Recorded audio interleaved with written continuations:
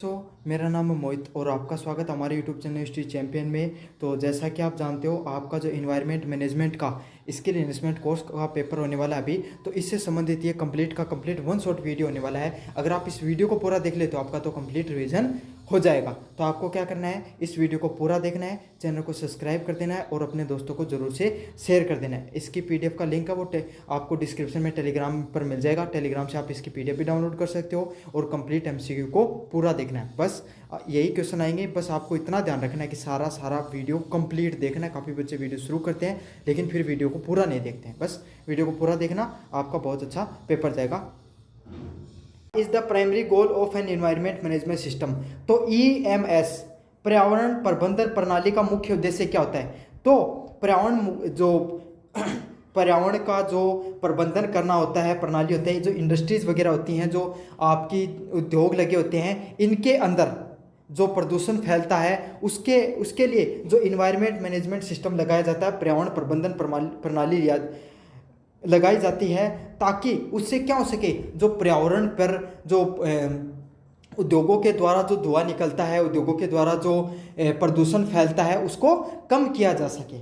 तो समझ में आ गया आपको? इससे क्या होता है, पर्यावरण पे कम से कम प्रभाव पड़ने के लिए आपको EMS सिस्टम लगाया जाता है। जैसे कि व्हीकल हो गए, जो वाहन हो गए, अब वाहन से प्रदूषण निकलता है, कार्बन डाइऑक्साइड निकलती है, तो ग्रीन हाउस गैसेस बढ़ती हैं। तो इससे क्या किया जाता है, आपको जो EMS प्रणाली के तहत जो पोल्यूशन सर्टिफिकेट वगैरह बनाए जाते हैं, साथ के साथ कंपनियां हैं वो इस तरीके के वाहन बनाने के प्रयास करती है जिससे क्या हो, प्रदूषण कम से कम हो सके। तो इसीलिए जो EMS प्रणाली होती है, पर्यावरण प्रबंधन प्रणाली होती है, वो इसीलिए लागू की जाती है ताकि पर्यावरण पर कम से कम प्रभाव पड़े, स्वच्छ पर्यावरण है वो सभी प्राणियों को मिल सके।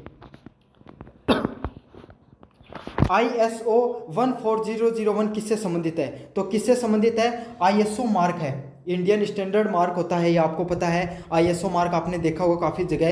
तो ये 14001 ये किससे संबंधित है? ये पर्यावरण प्रबंधन से संबंधित है। अब प्रश्न को उल्टा भी पूछा जा सकता है कि ऐसे पूछा जा सकता है कि कौन सा ISO मार्क है वो पर्यावरण प्रबंधन से संबंधित है? तो कौन सा है? 14, 2 बार 0 और सिंगल बार 1। समझ में आ गया आपको? यहाँ पर जो चेंजमेंट करेगा वो कहाँ पर करेगा, 2 बार 0 या 1 में करेगा। समझ में आ गया आपको? तो अच्छे से याद कर लेना, 2 बार 0 आएगा और लास्ट में 1 आएगा। तो ये किससे संबंधित है? पर्यावरण प्रबंधन से संबंधित है। मोस्ट इंपोर्टेंट प्रश्न आएगा एग्जाम में इससे संबंधित, देख लेना आप। अगले वाला प्रश्न है, what does ISO stand for in ISO 4000। तो ISO 14,000 का क्या मतलब होता है? तो क्या मतलब होता है, ये ISO 4000 का जो मतलब वो क्या होता है, इंटरनेशनल ऑर्गेनाइजेशन फॉर स्टैंडर्डाइजेशन। तो अंतर्राष्ट्रीय संस्था है पर्यावरण प्रबंधन से संबंधित, उसका ISO मार्क कितना है? ISO 14,000 है, वो इसका मार्क होता है। तो क्या है? इंटरनेशनल ऑर्गेनाइजेशन फॉर स्टैंडर्डाइजेशन, मतलब वो संस्था है, वो अंतर्राष्ट्रीय रूप से अंतर्राष्ट्रीय मानकों पर सर्टिफाइड है पर्यावरण प्रबंधन के मामले में। समझ में आ गया आपको?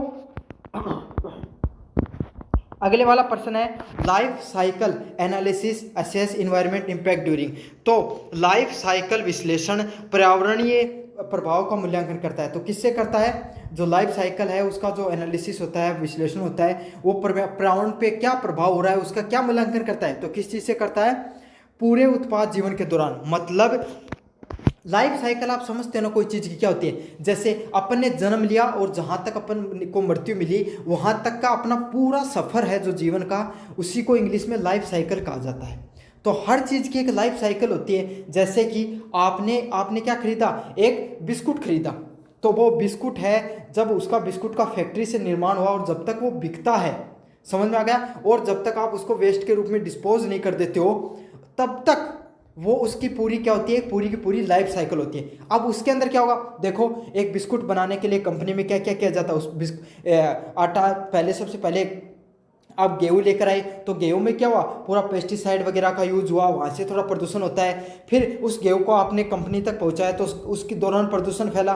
फिर आपने कंपनी में क्या किया, आटे को पिसाने के लिए भेजा, आटा बनाया, पूरी प्रोसेस करी बिस्कुट बनाने तक, तो उसमें क्या होगा, प्रदूषण होगा। फिर प्लास्टिक के रैपर्स में उनको पैक किया जाता है, तो वहाँ पर क्या प्रदूषण होता है। फिर वो मार्केट में आया, बिका, उस दौरान उसका प्रदूषण हुआ। तो ये पूरी की पूरी कोई भी प्रोडक्ट होता है, उसकी पूरी लाइफ साइकिल होती है, तो उसका पूरे लाइफ साइकिल में उसने कितना पर्यावरण प्रदूषण फैलाया, उसका मूल्यांकन किसका करता है, उसे लाइफ साइकिल विश्लेषण के नाम से जाना जाता है। और लाइफ साइकिल विश्लेषण है वो पूरे जो कोई भी उत्पाद है उसके पूरे जीवन के बारे में बताती है। जैसे एक प्लास्टिक है, तो प्लास्टिक को निर्माण करने से लेकर उसको आपने गलाया, आपने उसको जलाया, आपने उसको गाड़ा, कुछ भी किया, वो जब तक गल नहीं जाएगा, पूर्ण रूप से जल नहीं जाएगा, और जो आपने कहीं बहा दिया तो वो चौक नहीं कर देगा। तो सारी की सारी उसका जीवन में उसने कितना प्रदूषण किया, वो इस चीज़ को नापता है। समझ में आ गया? एक एक चीज़ को गहरे से समझाने का प्रयास कर रहा हूं मैं। मुझे उम्मीद है आपको अगर वीडियो पूरा देखोगे ना तो पर्सन गलत नहीं होंगे आपके, मैं इस बात का पूरी गारंटी देता हूं। Which is not a dimension of the environment management, तो निम्नलिखित में से कौन पर्यावरण प्रबंधन का आयाम नहीं है? तो इनमें से कौन सा आयाम नहीं है पर्यावरण प्रबंधन का? पहला पर्सन है आर्थिक। तो आपको पता है पर्यावरण से क्या होता है, आर्थिक नुकसान भी होता है। तो इसमें क्या होगा, एक क्या है, आर्थिक भी होता है। तकनीकी, तो तकनीकी रूप से भी क्या होता है, हम जो पर्यावरण है उसको मैनेजमेंट कर सकते हैं। पॉलिटिकल, राजनीतिक रूप से भी अपन जो पर्यावरण का प्रबंधन कर सकते हैं। या और अच्छे से डीप से समझा सकता हूँ मैं आपको। देखो, आर्थिक रूप से आप क्या कर सकते हो, आपके पास जब इंसान के पास पैसा नहीं होता है तब वो क्या करता है, प्रदूषण ज़्यादा फैलाता है। फॉर एग्जांपल मैं आपको उदाहरण देकर बताऊं, पहले के समय क्या हुआ करता था, एलपीजी के सिलेंडर वगैरह नहीं होते थे, तब क्या करते थे, गांव में लकड़ी के चूल्हे होते थे और वहाँ से खाना बनाया जाता था, तो उससे प्रदूषण ज़्यादा फैलता था। समय बढ़ा और गैस के चूल्हे वगैरह आने लगे, लोगों के पास उपलब्धता होने लगी, पैसे होने लगे, तो उन्होंने उनको खरीदना शुरू किया। अब क्या होगा, उससे थोड़ा प्रदूषण कम होता है। एक छोटा सा गांव का उदाहरण, आपका जो नॉर्मल जिंदगी का मैंने उदाहरण देकर समझा दिया है। तो आर्थिक रूप से आप पैसे खर्च कर कर भी पर्यावरण प्रदूषण कर सकते हो। ऐसे भी नहीं समझ में आए, एक चीज बता देता हूँ, आपकी एक छोटी सी कंपनी है, किसकी, कपड़ों की कंपनी है, और कपड़े की आप रंगाई पुताई का काम करते हो, जो कपड़ा पर कलर देखो ना थे वो लगाने को काम करो। अब क्या करें, आपके पास कम पैसा, छोटा उद्योग है, तो आपके पास आप जो रंगाई पुताई का काम करते हो उससे जो पानी निकलता है, वेस्ट निकलता है, आप उसको ऐसे नाली में बहा दिया आपने, तो क्या हुआ, पर्यावरण प्रदूषण हुआ। अब आपकी कंपनी हो गई बड़ी, आपने ले रखा स्टैंडर्ड का मार्क, आप हो गए करोड़पति, आपने, तो आप क्या करोगे, आप लगाओगे इन्वायरमेंट, आप वहाँ पर लगा दिया आपने waste treatment plant, water treatment plant लगा दिया, वहाँ पे आप जो पानी होता है उसका पूरा सा ट्रीटमेंट करके रिसाइकल कर सकते हो। तो समझ में आ गया आर्थिक कितना फायदा होता है पर्यावरण को मैनेजमेंट करने में। दूसरी वाली चीज़ तकनीक का, तो आपके पास जितनी अच्छी तकनीक होगी आप उतने अच्छे से पर्यावरण को प्रबंधन कर सकते हो। जैसे कि अब बहुत से उदाहरण हो सकते हैं, जैसे मैं आपको उदाहरण दूं, पहले जो वाहन थे वो किससे से चलते थे, कोयले से चलते थे, ज़्यादा प्रदूषण होता था। टेक्नोलॉजी बदली, टेक्नोलॉजी बदल के किसमें, पेट्रोल पे चलने लगे, तो उससे प्रदूषण कोयले के मुकाबले थोड़ा कम हुआ, लेकिन अभी भी हो तो रहा था। फिर क्या हुआ, फिर जो अपने पास कौन सी कैसे एलपीजी वगैरह पे चलनी शुरू हुई तो और प्रदूषण कम हो गया। अब कौन सी आ गई, इलेक्ट्रॉनिक की गाड़ी आ गई, तो प्रदूषण थोड़ा और कम हो गया, मतलब नामात्र का प्रदूषण रह गया इलेक्ट्रॉनिक की गाड़ियों में। तो समझ रहे हो ना, तो तकनीक से क्या होता है, पर्यावरण पे धीरे धीरे कम प्रयोग, कम क्या हो सकता है, आप पर्यावरण प्रदूषण कम कर सकते हो। अगला, राजनीतिक रूप से, अब राजनीति का क्या प्रभाव होता है, आप कहोगे सर क्या प्रभाव होगा राजनीति का? सर होता है, बहुत बड़ा प्रभाव होता है। मैं आपको समझाऊं, सरकार ने कल से नियम बना दिया, अगर हर ग्राम पंचायत में आपका सरपंच है, सरपंच का उदाहरण देके बता देता हूँ, उसने नियम बनाया, किसी भी घर के अगर कोई भी व्यक्ति को देख लिया गया कि वो पानी को व्यर्थ में बहा रहा है तो उसको 500 रुपये का चालान लगेगा। समझ में आ गया? और आपके सारे गांव के लोग सहमत भी हो गए, बिल्कुल सही बात है, हम इस बात को मानेंगे। तो क्या होगा, अब हर व्यक्ति सजग हो गया, जागरूक हो गया, तो पर्यावरण पे जो प्रदूषण उसका प्रभाव पड़ा। समझ में, मैंने बहुत छोटा उदाहरण देके समझाया, ये पूरे भारत देश पर भी लागू हो सकता है। समझ में आ गया? या ऐसे समझ लो कि सरपंच ने नियम बना दिया या फिर सरकार ने नियम बना दिया कि जो भी रेन वाटर हार्वेस्टिंग करेगा, मतलब जल संरक्षण का कार्य करेगा, वर्षा जल संरक्षण का, उसको सरकार सब्सिडी देगी या कुछ अतिरिक्त छूट देगी, सभी लोग राजी हो जाएंगे, कल से ही करना तैयार कर देंगे। तो राजनीति का प्रभाव पड़ता है ना, तो यही होता है। इसमें एक ऑप्शन नहीं है, वो क्या है, फैशन वाला नहीं है। थोड़ा ज़्यादा डीप में ले जाकर समझाया, लेकिन ये जो मैंने आपने 1-2 मिनट आपको दिए ना, आप जब पेपर में प्रश्न सोल्व करने जाओगे तब इनका महत्व पता चलेगा आपको। An environment management plan EMP includes, एक पर्यावरण प्रबंधन योजना EMP में क्या शामिल होती है? तो पर्यावरण प्रबंधन योजना में क्या शामिल होती है वेस्ट रिडक्शन स्ट्रेटजी। मतलब आपके पास, मैंने उदाहरण देके बताया था, आपके पास रंगाई पुताई करने का काम, आप कपड़े का काम करते हो, रंगाई पुताई करने का, उस पर जो ऐसे मान लो कि चूनड़ी बनार को काम करो थे, और चूनड़ी में जो रंग लगा है ना लाल, वो लगाओ। समझ में आ गया? तो आप क्या कर सकते हो, आप ऐसी स्ट्रेटजी बना सकते हो, जैसे मैंने उदाहरण देके बताया, आपने क्या वाटर ट्रीटमेंट प्लांट लगा लिया। अब क्या होगा, सिर्फ जो सॉलिड वेस्ट होगा ना उसका, जो कलर वगैरह का, वही बचेगा। पानी का आप क्या कर सकते हो, फिर से रिसाइकल कर सकते हो। अब क्या होता, पहले क्या होता, आप उसको नाली में बहा दिया, वो पानी बहकर आपके गांव के जोड़ में चला गया। अब जोड़ से क्या होता है, पशु पक्षी पानी पी रहे हैं, वो बीमार हो सकते हैं। जो आपका जो जल प्रदूषण वो तो हो ही रहा है, भूमि प्रदूषण भी हो रहा है, इससे वहाँ पे गंद आने लग जाएगी, लोग बीमार होना शुरू हो जाएंगे। तो यही चीज़ होती है, आप इन्वायरमेंट मैनेजमेंट प्लान में क्या सीखते हो, वेस्ट रिडक्शन स्ट्रेटजीज को सीखते हो। पर्यावरण प्रबंधन में आप क्या सीखते हो, आप सीखते हो कि कैसे भी अपशिष्ट है, जो प्रदूषण है, जो कचरा ज़्यादा से ज़्यादा निकल रहा है, उसको कम कैसे किया जा सकता है। समझ में आ गया? ये छोटे छोटे उदाहरण जो मैं आपको दे रहा हूँ ना, ये याद रख लिया करो प्रश्न के साथ, तो आपको अच्छे से समझ में आ जाएगा। विच ISO series is specifically focused on the environment, तो कौन सी ISO जो 1400 है ना, वो 14,000 है, वो किस पे ज़्यादा फोकस करती है, वो पर्यावरण पे ज़्यादा केंद्रित करती है। भाई कटे 14,000 की जगह 1400 बोल दूँ तो इग्नोर कर दियो, कोई दिक्कत को नहीं, 14,000 ही होगा। ठीक, अगले वाला है ethical and the moral dimensions in the EMS involves. तो EMS में नैतिक और नैतिक आयाम किससे संबंधित होते हैं? तो आपको पता है, जो इथिकल नैतिक और जो आयाम है वो किससे संबंधित हैं? तो ये किससे संबंधित है, इसमें पर्यावरण के लिए सही करना। तो जो इथिकल मोरल चीज़ें क्या, भाई आपकी खुद की जिम्मेदारी है। पर्यावरण है थोड़ी भगवान आके कोई सुधार के जागो, या फिर कोई थारा गाँव, कोई नरेंद्र मोदी जी आके थारा गाँव में पेड़ लगा के दें। हर व्यक्ति की जिम्मेदारी होती है कि वो पर्यावरण को सही से रख सकें। बहुत छोटी छोटी चीज़ें बताता हूँ आपको। आप क्या कर सकते हो, आपके घर पे जो लाइट जलती है, आप घर पे नहीं हो, पंखा चल रहा है आपका, कूलर चल रहा है आपका, लाइट जल रही है, बहुत छोटी चीज़ है ना, आप बहुत पैसे वाले हो मान लिया, लेकिन फिर भी आप उन्हें बंद कर सकते हो। क्यों?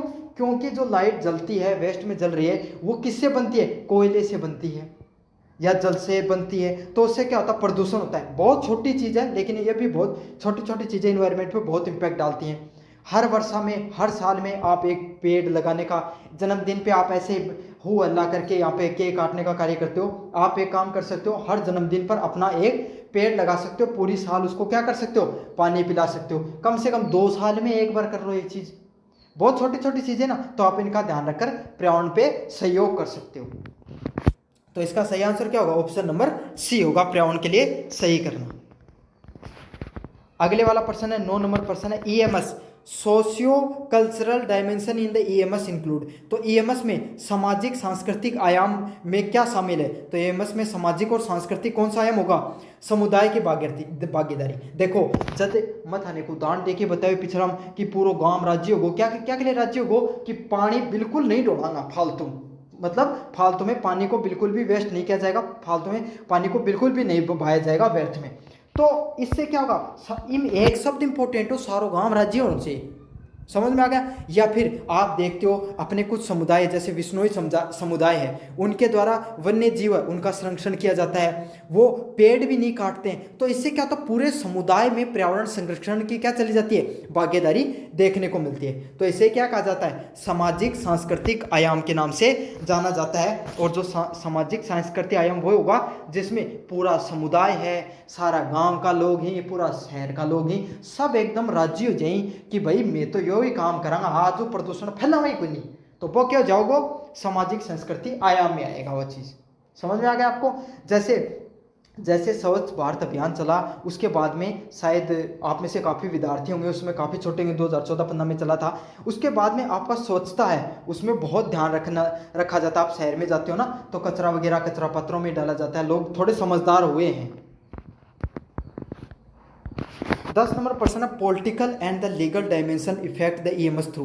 तो राजनीतिक और कानूनी आयाम ईएमएस को कैसे प्रभावित करते हैं। तो भाई कोई आज सरकार नियम बना दियो कि जैसे दिल्ली में अभी नियम बना है थोड़े दिन पहले कि 10 साल से पुराना कोई भी व्हीकल है, कोई भी वाहन है, उसको पेट्रोल ही मत दो। पेट्रोल नहीं दोगे तो चलेगा, मतलब पेट्रोल डीजल मत दो, नहीं दोगे तो चलेगा कैसे, और चलेगा नहीं तो फिर प्रदूषण कैसा होगा। तो सरकार ने क्या कर दिया, कानून और राजनीति का प्रयोग करके पर्यावरण प्रदूषण है या पर्यावरण के जो मैनेजमेंट है उस पर कार्य किया है। समझ में आ गया। तो लॉ एंड रेगुलेशन, कानून और विनियम को लागू करके सरकार क्या कर सकती है, आपको राजनीतिक और कानूनी आयाम से ईएमएस को प्रभावित कर सकती है। समझ में आ गया। अब देखो ये वाला जो मैंने आपको एक चीज़ बताई है, अब आपके सामने एक प्रश्न देखने को मिलेगा तो आपको दिल्ली वाला उदाहरण याद करना है, आपको समझ में आ जाएगा सरकार कानून लागू करके, रूल एंड रेगुलेशन लागू करके क्या कर सकती है, ईएमएस मैनेजमेंट कर सकती है। ऐसे उदाहरणों से आपको चीज़ों को याद करना है, काफ़ी दिनों तक याद रहेंगे। ईएमएस मदद करता है, तो ईएमएस किस चीज़ में मदद करता है, ये करता है, ये मैंने पहले बता दिया, पर्यावरण ये जिम्मेदारियों को प्रबंधित करने में, इन मैनेजिंग इन्वायरमेंट रिस्पॉन्सिबिलिटीज़। तो ये गलत लिखा हुआ है, प्रबंधन करने में। समझ में आ गया। तो यही है, नाम यही है इन्वायरमेंट मैनेजमेंट, तो प्रबंधन का ही कार्य करेगा ये। तो अगले वाला प्रश्न है life cycle stages include all aspects. तो लाइफ साइकिल चरण में सभी शामिल होते हैं सिवाय। तो लाइफ साइकिल में था ना बताए ना, कोई आदमी जन्म ले जदू लेके मरण तक को जो काल हो क्या कहो जाए, लाइफ साइकिल का नाम जाने जाए। तो उसमें क्या क्या शामिल होता है, कच्चे माल का निष्कर्षण करना। भाई वो बिस्कुट वाला उदाहरण देके बताया ना, बताना कि कच्चो माल निकाल के, कच्चो माल के गेहूँ, कच्चो माल उसके अंदर निर्माण करना, फिर कंपनी में गयो दिया रसड़ का बनायो चून बना दियो बिस्कुट, तो वो क्यों गो निर्माण की प्रक्रिया में आ गया। अगले वाला के निपटारण, भाई खागा वो क्यों निपटान होगो। तो इम के बच्चा है विज्ञापन, विज्ञापन है वो लाइफ साइकिल में नहीं आता है, वो कंपनी के एडवर्टाइज, वो कंपनी के मार्केटिंग प्रोसेस में आता है। समझ में आ गया। आपको अच्छे से याद कर लेना है, ये जरूरी नहीं है कि प्रश्न ऐसे आए, प्रश्न ऐसे आ सकता है कि लाइफ साइकिल के क्या कौन सा चरण हो सकता है। तो उसमें क्या हो सकता है, कच्चे माल का निष्कर्षण, सब पहले कोई भी चीज़ बनाने के लिए आप के लिए कच्चो माल लेवा। समझ में आ गया ना, कच्चा माल लेकर आओगे तभी तो बिस्कुट का, भाई गेहूं से बनाओगे, मैदाओं बनाओगा, जाऊं भी बनाओगा, पहले बात चीज़ ही तो चाहिए, क्या हूँ बनाओगा नहीं। समझ में आ गया। तो सबसे पहले आपको कच्चा माल चाहिए, फिर आपके पास कच्चा माल आ गया तो तो हाथ को नहीं राख क्यों थान कोई अगरबत्ती करनी है तो उसका क्या करोगे, उसका निर्माण भी करोगे। तो उसमें लाइफ साइकिल में क्या आता है, उसका निर्माण भी आता है। और तीसरा क्या आता है, निपटारण। भाई चीज़ लिया देर बना भी ली तो को धरके क्या करोगा, उन बेचनी भी है तो को निपटारण करना भी वो अंदर आवा है, लाइफ साइकिल का अंतर्गत यहाँ। अच्छा याद कर लियो, बिल्कुल थारी भाषा भी समझा दी है सारी चीज़ें। अभी भी नहीं याद हो तो पढ़ाई छोड़ दो फिर। अगले वाला प्रश्न है ISO 14001 प्रमाणन का मुख्य लाभ क्या है। तो ISO 14001 के जो सर्टिफाइड है उसका क्या फायदा होता है, उसका होता है ये पर्यावरण की जोखिमों को कम करता है। तो जो भी कोई भी कंपनी है उन 14,001 को मान ली सर्टिफिकेट मिल गो, तो एक अर्थ क्या है, या कंपनी भाया के तो रुपया दे के बनवाए सर्टिफिकेट, या दूसरी बात या पर्यावरण पर कम से कम प्रदूषण करे है। दो ही तरीका उसकी ही, लेकिन थन वो रुपया देने वाली बात नहीं याद रखनी है, थन क्या याद रखनी है, पर्यावरण ने कम जोखिम देवा है। समझ गो, रिड्यूस इन्वायरमेंटल रिस्क पर कार्य करती है।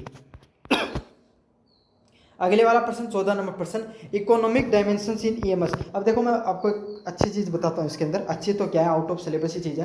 कंपनियाँ क्या करती हैं, पैसे दे देती है जो ये जो सर्टिफिकेट बनाने वाले होते हैं, या फिर ऐसे भी नहीं करते, मान लो कोई ऐसा अधिकारी आ गया मेरे जैसा, मान लो पैसा ले ही नहीं, तो उसको क्या करेंगे, ये अलग से प्लांट बना लेते हैं और वहाँ पर बिल्कुल एकदम साफ स्वच्छता, एकदम सब कुछ सही चल रहा हुआ है, और वहाँ से जाकर वही प्रोडक्ट उनको दे देंगे और सर्टिफिकेट बना लेंगे। अब क्या करते हैं, जैसे कंपनी वाले, जैसे मैं आपको XYZ कोई भी कंपनी है, अब वो कंपनी वाले क्या करेंगे, फूड सर्टिफिकेट बनाना है। जैसे समझ में आ गया, जैसे आप जो नूडल्स का एक 2 मिनट वाली चीज़ आती है ना, नूडल्स वाली, उससे उदाहरण से समझ लो।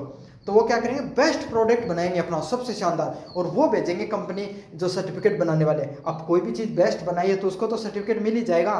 तो ऐसे इस तरीके से सर्टिफिकेट वगैरह बनते हैं मार्केट में। ईएमएस में आर्थिक आयाम किस चीज़ पे केंद्रित होते हैं, तो किस चीज़ पे केंद्रित होते हैं आर्थिक आयाम, कॉस्ट बेनिफिट एनालिसिस। तो लागत का से संबंधित ये होते हैं। 15 नंबर प्रश्न है, technology dimension in the EMS includes. तो ईएमएस में तकनीकी आयाम में क्या शामिल होता है? तो यूज ऑफ ग्रीन टेक्नोलॉजी। तो हरित टेक्नोलॉजी, अब देखिए सोचो कोई मान ली कोई स्कूटर बना रहे हो तो स्कूटर पर रंग कर दिया तो वो ग्रीन टेक्नोलॉजी नहीं हो गई है वो। उसका अर्थ यही है कि आप कम से कम प्रदूषण कर रहे हो।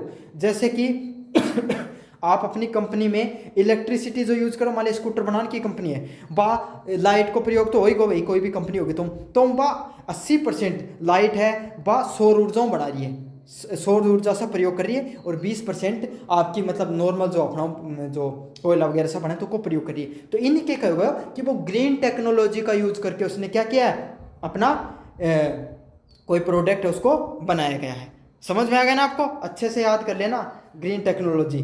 तो ईएमएस में तकनीकी आयाम क्या होगा? जब आप ग्रीन टेक्नोलॉजी हरित तकनीक का उपयोग में लो। समझ में आगो? हरी चीज क्यों है, क्या से संबंधित हो? इन्वायरमेंट से संबंधित हो है तो तकनीक को नाम आगो तो हरित तकनीक मान लो। 16 नंबर प्रश्न है, निम्नलिखित में से कौन सा जीवन चक्र विश्लेषण का हिस्सा नहीं है? तो कौन सा है भाई? देखो सीधी बात है, जठे भी लाइफ साइकिल में ना कोई नई को सवाल आवा और उठे को मार्केटिंग से संबंधित चीज़ है ना, कोई मीडिया आगिर, कोई न्यूज़पेपर में निकालना आगोर, कोई एडवर्टाइजमेंट आगोर, कोई 2-3 एक्टरान पिसा दे के कोई नचवा दिया बस सब जठे भी चीज़ आ जाए वह उन हटा दी, और बाकी का जो भी ऑप्शन है बस सारा करेक्ट ही। 17 नंबर प्रश्न है, पर्यावरण प्रबंधन प्रणालियों का क्या लक्ष्य होता है? तो पर्यावरण प्रबंधन इन्वायरमेंट मैनेजमेंट सिस्टम का क्या एम होता है? Meet environment regulation. तो जो पर्यावरण से संबंधित जो नियम होते हैं, कानून होते हैं, उनको पालन करने का कार्य होता है पर्यावरण प्रबंधन प्रणालियों का। समझ में आगा कि भाई जो भी कानून बनाए सरकार उन सबका प्रयोग कर रही है, उन सबको पालन कर रही है। 18 नंबर प्रश्न होता है, an example of ethical environment action.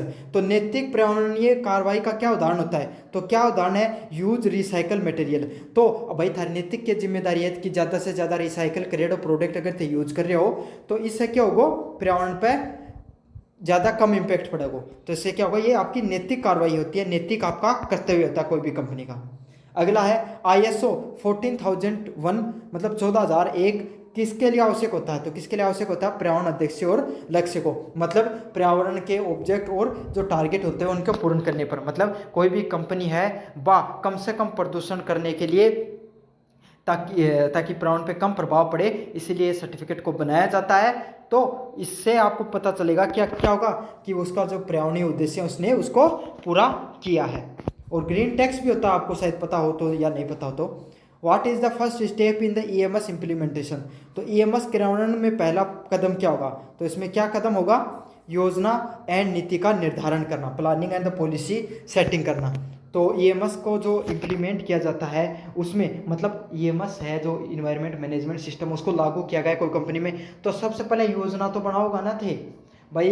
मान लो कि मैं कपड़ा धुलाया और थोड़ा एग्जांपल दियो उम इन्वायरमेंट मैनेजमेंट के पानी को है, लेकिन भाई अगर थारी कोई बिस्कुट बनाने की कंपनी है तो EMS इन्वायरमेंट मैनेजमेंट क्या होगो? जो थे बिस्कुटा की रैपिंग कर रहे हो ना वह प्लास्टिक का बजाय क्या हो कर सको हो, कोई बायोडिग्रेडेबल प्रोडक्ट हो कर सको जो गर्ल्स का है।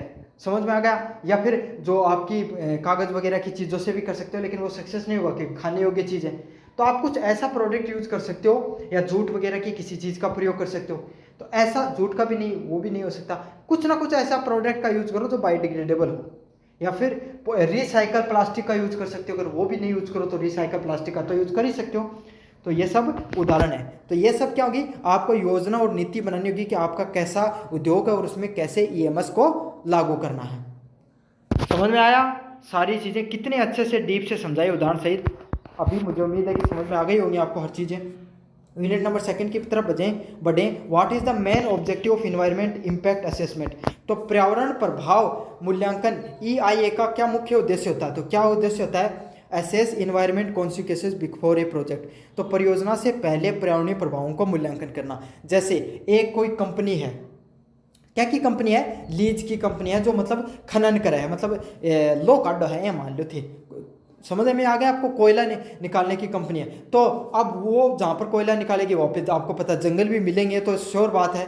तो वो कंपनी किस तरीके से अपने एक अच्छा प्लांट लगाए वहाँ पर, ताकि पर्यावरण को कम से कम प्रदूषण हो, पेड़ों को कम से कम काटना पड़े, और जो कोयले से धुआं वगैरह निकलता है या फिर वहाँ से जो वेस्ट मैनेजमेंट है उसको अच्छे से किया जा सके। तो कोई भी परियोजना शुरू कर रहे हो उसका आपको कम से कम पर्यावरण पे प्रदूषण हो, प्रभाव पड़े, इसका मूल्यांकनीकरण कहलाना क्या कहलाता है, पर्यावरण प्रभाव मूल्यांकन के नाम से ही जाना जाता है। तो ये भैया का प्रश्न ही जनका थे, प्रश्न देख के अगर थानम थोड़ो भगवान खोपड़ो दियो है, दिमाग दियो है, तो थे ऑप्शना का थ्रू उन्हें कर सको, और नहीं दियो तो मोहित सर तो पढ़ाई रखे रहे, टेंशन लेने की कोई जरूरत है भी कोई नहीं जानता। अगले वाला है EIA is carried out during which stage of A product. तो EIA किस चरण में किया जाता है, तो EIA किस चरण में किया जाता है, ऑप्शन बी योजना चरण में। जब आप किसी भी चीज़ की योजना बना रहे हो तभी आप इन्वायरमेंट से जो मैनेजमेंट का असेसमेंट है उसका करते हो, तो इसका प्लानिंग स्टेज में आपको EIA का प्रयोग किया जाता है। याद रख लेना, प्लानिंग स्टेज में। टेक्निकल पर्सन है वही कर पाएगा जिसने ये क्लास देखी या वीडियो को अच्छे से समझा है। अगले वाला प्रश्न, निम्नलिखित में से कौन EIA प्रक्रिया का हिस्सा नहीं है। EIA का अर्थ क्या होगा, EIA होती है इन्वायरमेंट इम्पैक्ट असेसमेंट, मतलब कोई भी प्रोजेक्ट लॉन्च करोगे तो उसमें कितना प्रभाव होगा पर्यावरण के ऊपर, इसका असेसमेंट करना इसका मूल्यांकन का हिस्सा नहीं है। पहला होगा स्क्रीनिंग, तो आप चीज़ों को अच्छे से देख रहे हो कि भाई कहाँ कहाँ पर पर्यावरण का नुकसान हो सकता है। स्कोपिंग, तो कहाँ पर पर्यावरण पे कम प्रदूषण का स्कोप है ये देख रहे हो आप। पब्लिक कंसल्टेशन, लोगों से आप बातचीत कर रहे हो कि भाई मैं यहाँ पर ये काम कर रहा हूँ, तो आप यहाँ के लोकल हो तो आप मुझे थोड़े से क्या कर सकते हो, मदद कर सकते हो उसमें उदाहरण करने में। तो ये सारी की सारी चीज़ें हैं वो किससे हैं, EIA का हिस्सा होती हैं। लेकिन बजटिंग हिस्सा को ध्यान रखोगा तो भाया पर्यावरण पर तो कम ही प्रभाव पड़ेगा, तो बजटिंग से संबंधित नहीं होता है। तो इसका सही आंसर क्या, ऑप्शन नंबर सी होगा। 4 नंबर प्रश्न है EIA इन्वायरमेंट इम्पैक्ट असेसमेंट, पर्यावरण प्रभाव मूल्यांकन क्या होता है। तो पर्यावरण प्रभाव मूल्यांकन क्या होता है, एक फोरकास्टिंग उपकरण, मतलब एक पूर्व अनुमान उपकरण है। क्यों, क्योंकि ये पहले ही बताते हो वो कोई भी प्रोजेक्ट शुरू होने से पहले कि इन्वायरमेंट पर कितनों प्रभाव पड़ेगा या कितनों कौन पड़े, तो भविष्यवाणी होगी ना एक तरीका की चीज़। तो यह क्या है, एक प्रकार को पूर्व अनुमान उपकरण हुआ है। समझ में आ गया आपको, टेक्निकल पर्सन अच्छे से याद कर लेना, क्वेश्चन देखने को मिल सकता है। अगले वाला है वन की इंपॉर्टेंस ऑफ EIA। तो EIA का एक महत्व क्या होता है, प्रिवेंट इम्पैक्ट इन्वायरमेंट डिग्रेडेशन, तो पर्यावरण के संरक्षण को रोकना, मतलब जो इन्वायरमेंट है वो उसका क्षति होने से रोकने के लिए जो आपको EIA मैं फिर से समझाती हूँ, इन्वायरमेंट पर कितनों प्रभाव पड़ेगा इसको मूल्यांकन करे वो प्रणाली EIA के अलावा है। वो कोई भी प्रोजेक्ट शुरू करने से पहले तो भाई कितनों प्रभाव पड़ेगा, ज़्यादा पड़ेगा तो आप क्या करोगे, उसको जो प्रोजेक्ट है उसको चेंज करोगे, कम पड़ेगा तो लागू कर दोगे। तो ये क्या करता है, पर्यावरण का क्षरण होने से को रोकता है। EIA प्रक्रिया में पहला चरण क्या है, तो पहला क्या होता है, स्क्रीनिंग। अच्छे से याद कर लेना, स्क्रीनिंग पहली प्रक्रिया है। स्क्रीनिंग का अर्थ क्या होगा, जहाँ मान लो थे सब पहले जमीन, कोई भी मकान बनाना पहले जमीन देख के आओ ना कि ज़मीन कट्ठी है, उस हिसाब तो अपन नक्शो बनाऊंगा बाद में। तो बाई चीज़ है, कोई भी असेसमेंट मूल्यांकन करने की जो पहली प्रक्रिया होती है वो किससे शुरू होती है, स्क्रीनिंग से पहले शुरू है। यहाँ मान लो कि कोई भी चीज़ को मूल्यांकन करो ना, थे कोई भी चीज़ को मूल्यांकन करो तो क्या उदाहरण स्क्रीनिंग का, यही समझ लो आप, ज़मीन वाला ही समझ लो। मकान बनाने से पहले आप क्या करते हो, पूरी ज़मीन की स्क्रीनिंग करते हो, अच्छे से देखते हो उसको कि कहाँ पर क्या हो सकता है। अगले वाला ऑप्शन होगा सोशल इम्पैक्ट असेसमेंट। SIA का क्या कि SIA सामाजिक प्रभाव मूल्यांकन किस पर आधारित होते हैं, तो किस पे होते हैं, परियोजना का सामाजिक प्रभाव। मतलब जैसे कि आपने कोई भी एक मान लो सीमेंट की फैक्ट्री खोल तो ली थे, लेकिन क्यों उठे का वर्करान भी लगा दिया, लेकिन वहाँ क्या होगा उस चीज़ से, वहाँ पे जो उसके आसपास के जो लोग हैं वहाँ को आपको उन लोगों को डिस्प्लेस करना पड़ेगा, मतलब उन्हें दूसरी जगह ज़मीन देनी पड़ेगी। दूसरी बात, जो कंपनी का 1-2 किलो कम से कम 500-600 मीटर का एरिया है, वहाँ पर जो आप सीमेंट बनाओगे वो उड़ के जाएगी, चाहे आप कितना भी प्रयास कर लो वो जाएगी ही जाएगी। समझ में आ गया। तो वहाँ पर क्या होगा, वहाँ पर जो मिट्टी उड़ के जाती है उससे पर्यावरण को नुकसान पहुँचता है। समझ में आ गया।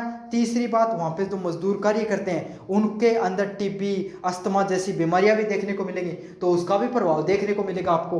तो ये सब चीज़ें किससे होती हैं, ये परियोजनाओं के सामाजिक प्रभाव से संबंधित होती हैं। तो वो परियोजनाएं जैसे बांध बनाने की प्रक्रिया होती है, तो उसमें आपको पता लोगों को लोग हो गए, जानवर हो गए या पेड़ पौधे हो गए, उनको काटना पड़ता ना। तो वही चीज़ है कि कोई भी परियोजना जिसका सामाजिक रूप से प्रभाव पड़े और उस पर कितना प्रभाव पड़ेगा उसका मूल्यांकन करने की प्रक्रिया को क्या कहा जाता है, SIA के नाम से जाना जाता है। फुल फॉर्म भी आ सकती है, सोशल इम्पैक्ट असेसमेंट के नाम से जाना जाता है। अगले वाला है जो CSR स्टैंड फॉर। तो CSR की फुल फॉर्म क्या होती है, कॉरपोरेट सोशल रिस्पॉन्सिबिलिटीज। तो जो कॉरपोरेट लोग होते हैं उनकी सामाजिक क्या जिम्मेदारियां होती हैं वो फुल फॉर्म होती है, रट लेना, कॉरपोरेट सोशल रिस्पॉन्सिबिलिटीज के नाम से जाना जाता है। अगले वाला प्रश्न है 9 नंबर प्रश्न, CSR गतिविधियों में क्या शामिल होती है, तो समुदाय विकास करना। तो आपको पता होता है ना, जो ये कोऑपरेट वर्ल्ड होते हैं, जब प्राइवेट कंपनियों में काम करते हैं तो इनकी जो कंपनी होती है इनके द्वारा क्या किया जाता है, एक समुदाय विकास किया जाता है। भाई उन लोगों की हेल्थ इंश्योरेंस का ध्यान रखा जाता है, उनकी फैमिली में अगर कोई बीमार होगा तो उन सब चीज़ों का भी थोड़ा थोड़ा ध्यान रखा जाता है। मैं उन कंपनियों की बात नहीं कर रहा हूँ जो अपने यहाँ पर आप दुकान पे काम करने चले गए उनकी, वो नहीं, मॉल खोल रखे उनकी नहीं, जो बड़ी बड़ी इंटरनेशनल कंपनी होती है ना उनकी बात कर रहा हूँ, है ना। साथ के साथ वो उनका एक अलग से कस्बा बनाकर रखते हैं, सारी चीज़ें रखते हैं। तो वो क्या करते हैं, सामुदायिक विकास करने का प्रयास करते हैं कि जो उनको कर्मचारी काम कर रहे हैं उनको किसी भी प्रकार की कोई परेशानी नहीं हो। तो इसको क्या नाम से जाना जाता है, सामुदायिक विकास के नाम से जाना जाता है। 10 नंबर प्रश्न है, which is the benefit of the corporate social responsibilities. तो CSR की क्या क्या रिस्पॉन्सिबिलिटीज होती हैं। सबसे पहले होती है कॉरपोरेट सामाजिक उत्तरदायित्व का एक लाभ करना। तो इसका सही आंसर क्या, ऑप्शन नंबर बी होगा, सार्वजनिक छवि में सुधार करना। तो कोई भी कंपनी है वो अपने CSR के उत्तरदायित्व को पूरा कर रहा है, लोगों की जो आप कंपनी में काम करने वाले जितने भी वर्कर हैं उनकी सामाजिक जिम्मेदारियों की भी ध्यान रख रहा है, तो उस कंपनी की क्या होगी, सामाजिक छवि है कॉरपोरेट वर्ल्ड में या लोगों के अंदर उसकी छवि सुधर जाएगी। समझ में आ गया आपको। जहाँ पे भी CSR शब्द दिख गया ना आपको, CSR, और वहाँ पर सामाजिक से संबंधित कोई वर्ड दिख गया ऑप्शन में, उस पर टिक करके आ जाना आंख बंद करके, सही होगा आपका 100%। अगले वाला सही है, इन्वायरमेंट ऑडिट क्या होती है। तो पर्यावरण से संबंधित ऑडिट को क्या कहा जाता है, उसको कहा जाता है systematic review of environmental practice. तो पर्यावरणीय प्रथाओं की व्यवस्थित तरीके से समीक्षा करना, मतलब पर्यावरण ऑडिट नहीं होती। देखो काफ़ी कंपनियां अपनी पर्यावरण इन्वायरमेंटल ऑडिट कराती हैं, तो इसमें क्या होता है, जो पर्यावरणीय प्रथाएं हैं उनको व्यवस्थित तरीके से समीक्षा करना, मतलब कंपनी के अंदर जो पेड़ पौधे लगाए जा रहे हैं उनका थोड़े से अच्छे से ध्यान रखना है। कोई कंपनी है वो ऐसा अभियान भी लॉन्च कर सकती है पेड़ लगाने का। दूसरी बात, क्या कंपनी के अंदर जो इन्वायरमेंट के सेफ्टी के रूल माने जा रहे हैं या नहीं माने जा रहे हैं, इसके लिए क्या की जाती है, इन्वायरमेंट ऑडिट की जाती है। 12 नंबर प्रश्न है, one main goal of environment audit. तो जो पर्यावरणीय ऑडिट होती है उसका क्या मुख्य उद्देश्य होता है, तो इसका क्या होता है, इंप्रूव इन्वायरमेंट परफॉर्मेंस। तो पर्यावरणीय प्रदूषण को सुधारना। तो कोई भी कंपनी में ऑडिट की जाएगी तो ऑडिट करते हैं तो जो अधिकारी आते हैं वो बता देते हैं कि भाई वो आपको वहाँ पर आपको सुधार करना है। आपकी कंपनी से सीमेंट की कंपनी है और आपका धुआं उड़कर बाहर जा रहा है, बाहर की जो जमीन उसको नुकसान पहुंच रहा है, तो आपको क्या करना है, इस चीज़ को ध्यान में रखना है। तो इससे क्या होगा, अब वो उस कंपनी वाले उसको सुधार करेंगे उस चीज़ में, तो सुधार करेंगे तो क्या होगा, पर्यावरणीय प्रदूषण है वो सुधरेगा। 13 नंबर प्रश्न है, इन्वायरमेंट ऑडिट हेल्प इन। तो इन्वायरमेंट की जो ऑडिट है वो किस चीज़ में हेल्प करती है, वो हमें हेल्प करती है प्रदूषण के स्रोतों की पहचान करने में। तो मैंने बताया था ना आपको, अभी उदाहरण देखिए सीमेंट की कंपनी वाला कि वो मिट्टी उड़कर बाहर जा रही है। तो यही है कि पर्यावरण के कौन से ऐसे स्रोत हैं जो पर्यावरण ज़्यादा फैला रहे हैं, जो प्रदूषण के मानकों पर खरे नहीं उतर रहे हैं। तो इनका क्या ऑप्शन होगा, पर्यावरण प्रदूषण के स्रोतों का पता चलता है इन्वायरमेंट ऑडिट से। अच्छे से याद कर लेना, ये वाला प्रश्न देखिएगा आपको एग्जाम में। Which is not a type of environment audit. तो इनमें से कौन सी पर्यावरण ऑडिट का प्रकार नहीं है, option number be functional audit. कार्यात्मक जो ऑडिट होती है वो किसका उदाहरण नहीं होती है, वो इन्वायरमेंट ऑडिट का उदाहरण नहीं होती है। बाकी अनुपालन ऑडिट होती है, वेस्ट ऑडिट, परफॉर्मेंस ऑडिट। मतलब सबसे पहली बात करूँ, कंप्लाइंस ऑडिट क्या होती है, कंप्लाइंस अनुपालन ऑडिट होती है। वो क्या होती है, कंपनी है उसके, हर कंपनी होती है उसको सरकार कुछ नियम बनाकर रखती है कि भाई आपको इन पर्यावरण प्रदूषण से संबंधित आपको नियमों को मानना है। तो क्या वो उन नियमों को मान रही है, वो कंप्लाइंस ऑडिट में आते हैं। दूसरे फंक्शनल ऑडिट, तो जो भी मशीनरी लगी हुई है उसका जो जो कार्य कर रही है वो फंक्शन अच्छे से कर रही है या नहीं कर रही है, या जो इक्विपमेंट है जो इन्वायरमेंट से संबंधित लगे हुए हैं क्या वो अच्छे से कार्य कर रहे हैं नहीं कर रहे हैं, वो कौन से में आते हैं, फंक्शनल ऑडिट में आते हैं। फिर परफॉर्मेंस ऑडिट, मतलब उनके द्वारा मार्क बनाया जाता है कि भाई पर्यावरण प्रदूषण हो रहा है उसमें कि ये रोकने में सक्षम हो रहे हैं या नहीं हो रहे हैं, या फिर इनके जो उपकरण अच्छे से कार्य कर रहे हैं या नहीं कर रहे हैं, उसे परफॉर्मेंस ऑडिट के नाम से जाना जाता है। अगले वाला क्या, वेस्ट ऑडिट। तो वेस्ट जो डिस्पोजल करते हैं उसका ऑडिट हो रहा है या नहीं हो रहा, उसको वेस्ट ऑडिट के नाम से जाना जाता है। तो इसमें ये जो ऑडिट होती है उसमें फंक्शनल ऑडिट है वो नहीं होती है, बाकी सारी की सारी ऑडिट है उसमें देखी जाती है। जो फंक्शनल ऑडिट है वो कंपनी की टेक्निकल पार्ट से संबंधित होती है, समझ में आ गया। बाकी की ऑडिट है वो पर्यावरण से संबंधित होती है। 15 नंबर प्रश्न है, benefits of the environment audit includes. तो पर्यावरण ऑडिट के क्या लाभ होते हैं, तो इससे क्या होते हैं, इम्प्रूव लीगल कंप्लायंस। तो आप पर कोई भी प्रकार की कानूनी कार्रवाई नहीं हो सकती भाई, इसीलिए आपके जो कानूनी अनुपालन में सुधार करता है। 16 नंबर प्रश्न है, who can conduct an environment audit in India. तो भारत में पर्यावरण ऑडिट कौन करता है, तो क्वालिफाइड एनवायरमेंट ऑडिटर्स। तो योग्य जो पर्यावरण ऑडिटर होते हैं वो इस कार्य को करते हैं भाई। जो भारत में ग्रीन ट्रिब्यूनल आपको पता है बना के रख रखा है, तो उसमें से कोई अधिकारी चुने जाते हैं वो पर्यावरण से संबंधित ऑडिट करते हैं। अगले वाला प्रश्न है, भारत में पर्यावरण ऑडिट कार्यक्रम की निगरानी कौन करता है। तो central pollution control board CPCB के द्वारा किसका किए जाते हैं, निगरानी की जाती है। मोस्ट इंपॉर्टेंट पर्सन, अच्छे से रट लेना इसको। ए प्राइमरी एस्पेक्ट ऑफ EIA, तो इन्वायरमेंट जो आपका होगा 18 नंबर प्रश्न का क्या होगा, एक EIA का क्या पहलू होता है, स्क्रीनिंग एंड स्कोपिंग।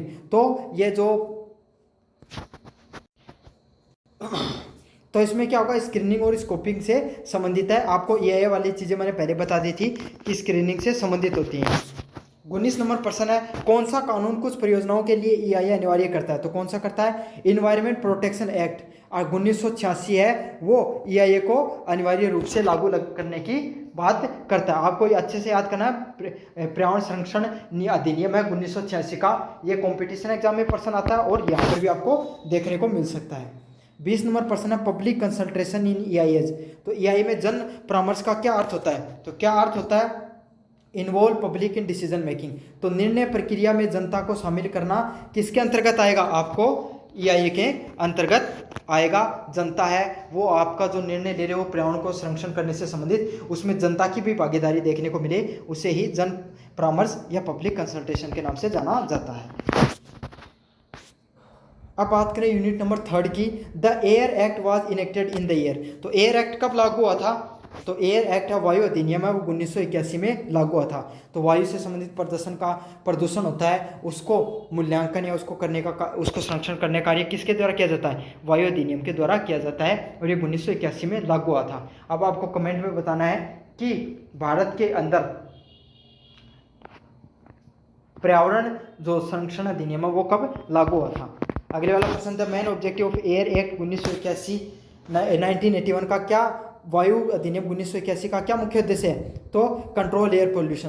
तो वायु प्रदूषण को नियंत्रित करना ये इस अधिनियम का मुख्य कार्य है। अगले वाला प्रश्न है, the central authority under the air act. तो वायु अधिनियम के तहत कौन से केंद्रीय प्राधिकरण है, तो कौन से है, सेंट्रल पोल्यूशन कंट्रोल बोर्ड। तो CPBC है वो केंद्रीय प्रदूषण बोर्ड है, वो एयर एक्ट के तरह एक सेंट्रल अथॉरिटी के रूप में कार्य करती है। चौथे नंबर प्रश्न की बात करूं, under the air act what is pollution. तो पोल्यूटेंट क्या होते हैं एयर एक्ट के तहत, तो इसका सही आंसर होगा any harmful substance in the air. तो वायु के अंदर कोई भी हानिकारक पदार्थ अगर पहुंच रहे हैं और वो वायु की क्वालिटी गुणवत्ता को खराब करने का कार्य कर रहे हैं, तो वही क्या होंगे, पोल्यूटेंट के नाम से, प्रदूषक के नाम से जाने जाते हैं। मोस्ट इंपॉर्टेंट प्रश्न, रट लेना इस चीज को, काफी बच्चे इसमें और दूसरा तुक्का मार के आने वाले हैं। पर्यावरण संरक्षण अधिनियम कब लागू हुआ था, तो मैंने प्रश्न पूछा था, आपने कमेंट कर दिया होगा 1986 के अंदर पर्यावरण संरक्षण अधिनियम लागू हुआ था। ये सारे प्रश्न आपको याद करने अच्छे से। The environment protection act 1986 was enacted after which major event. तो पर्यावरण प्रदूषण अधिनियम 1986 किस प्रमुख घटना के बाद में लागू किया हुआ था, भोपाल गैस त्रासदी के बाद में पर्यावरण प्रदूषण अधिनियम 1986 लागू हुआ था। तो आपको पता है, तो भारत की नीति का नियम है, विधि का विधान है, जब तक कोई बहुत बड़ी त्रासदी नहीं हो जाए, जब तक भारत में कुछ लोग नहीं मर जाए, तब तक कोई कानून नहीं बनाया जाता है। तो ये कब हुआ था? भोपाल के अंदर, आपको पता है, नहीं पता तो मैं बता देता हूँ, स्कूलिंग में आपने पढ़ा होगा। भोपाल के अंदर एक फर्टिलाइजर बनाने की, उर्वरक बनाने की कंपनी थी। तो उसमें क्या हो जाता है, गैस लीक हो जाता है और उसमें बहुत सारे लोग मर जाते हैं। तो उसके बाद में ही पर्यावरण संरक्षण अधिनियम 1986 को बनाया गया।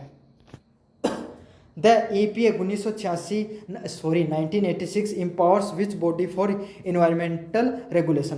तो EPA 1986 किस निकाय को पर्यावरणीय नियमन के लिए सशक्त करता है? तो कौन सा करता है? केंद्र सरकार है, वो पर्यावरण से जो रेगुलेशन है उनको बनाने के लिए, उनको कंट्रोल में करने के लिए जो उसको शक्ति देता है, उसको पावर देता है।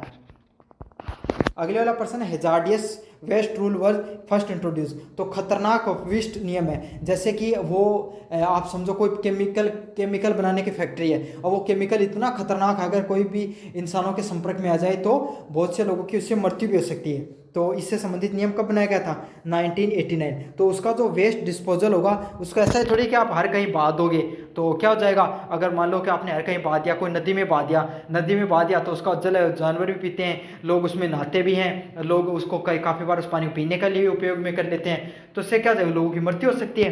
तो उससे संबंधित उसको वेस्ट का डिस्पोजल करने के लिए 1989 में नियम बनाया गया।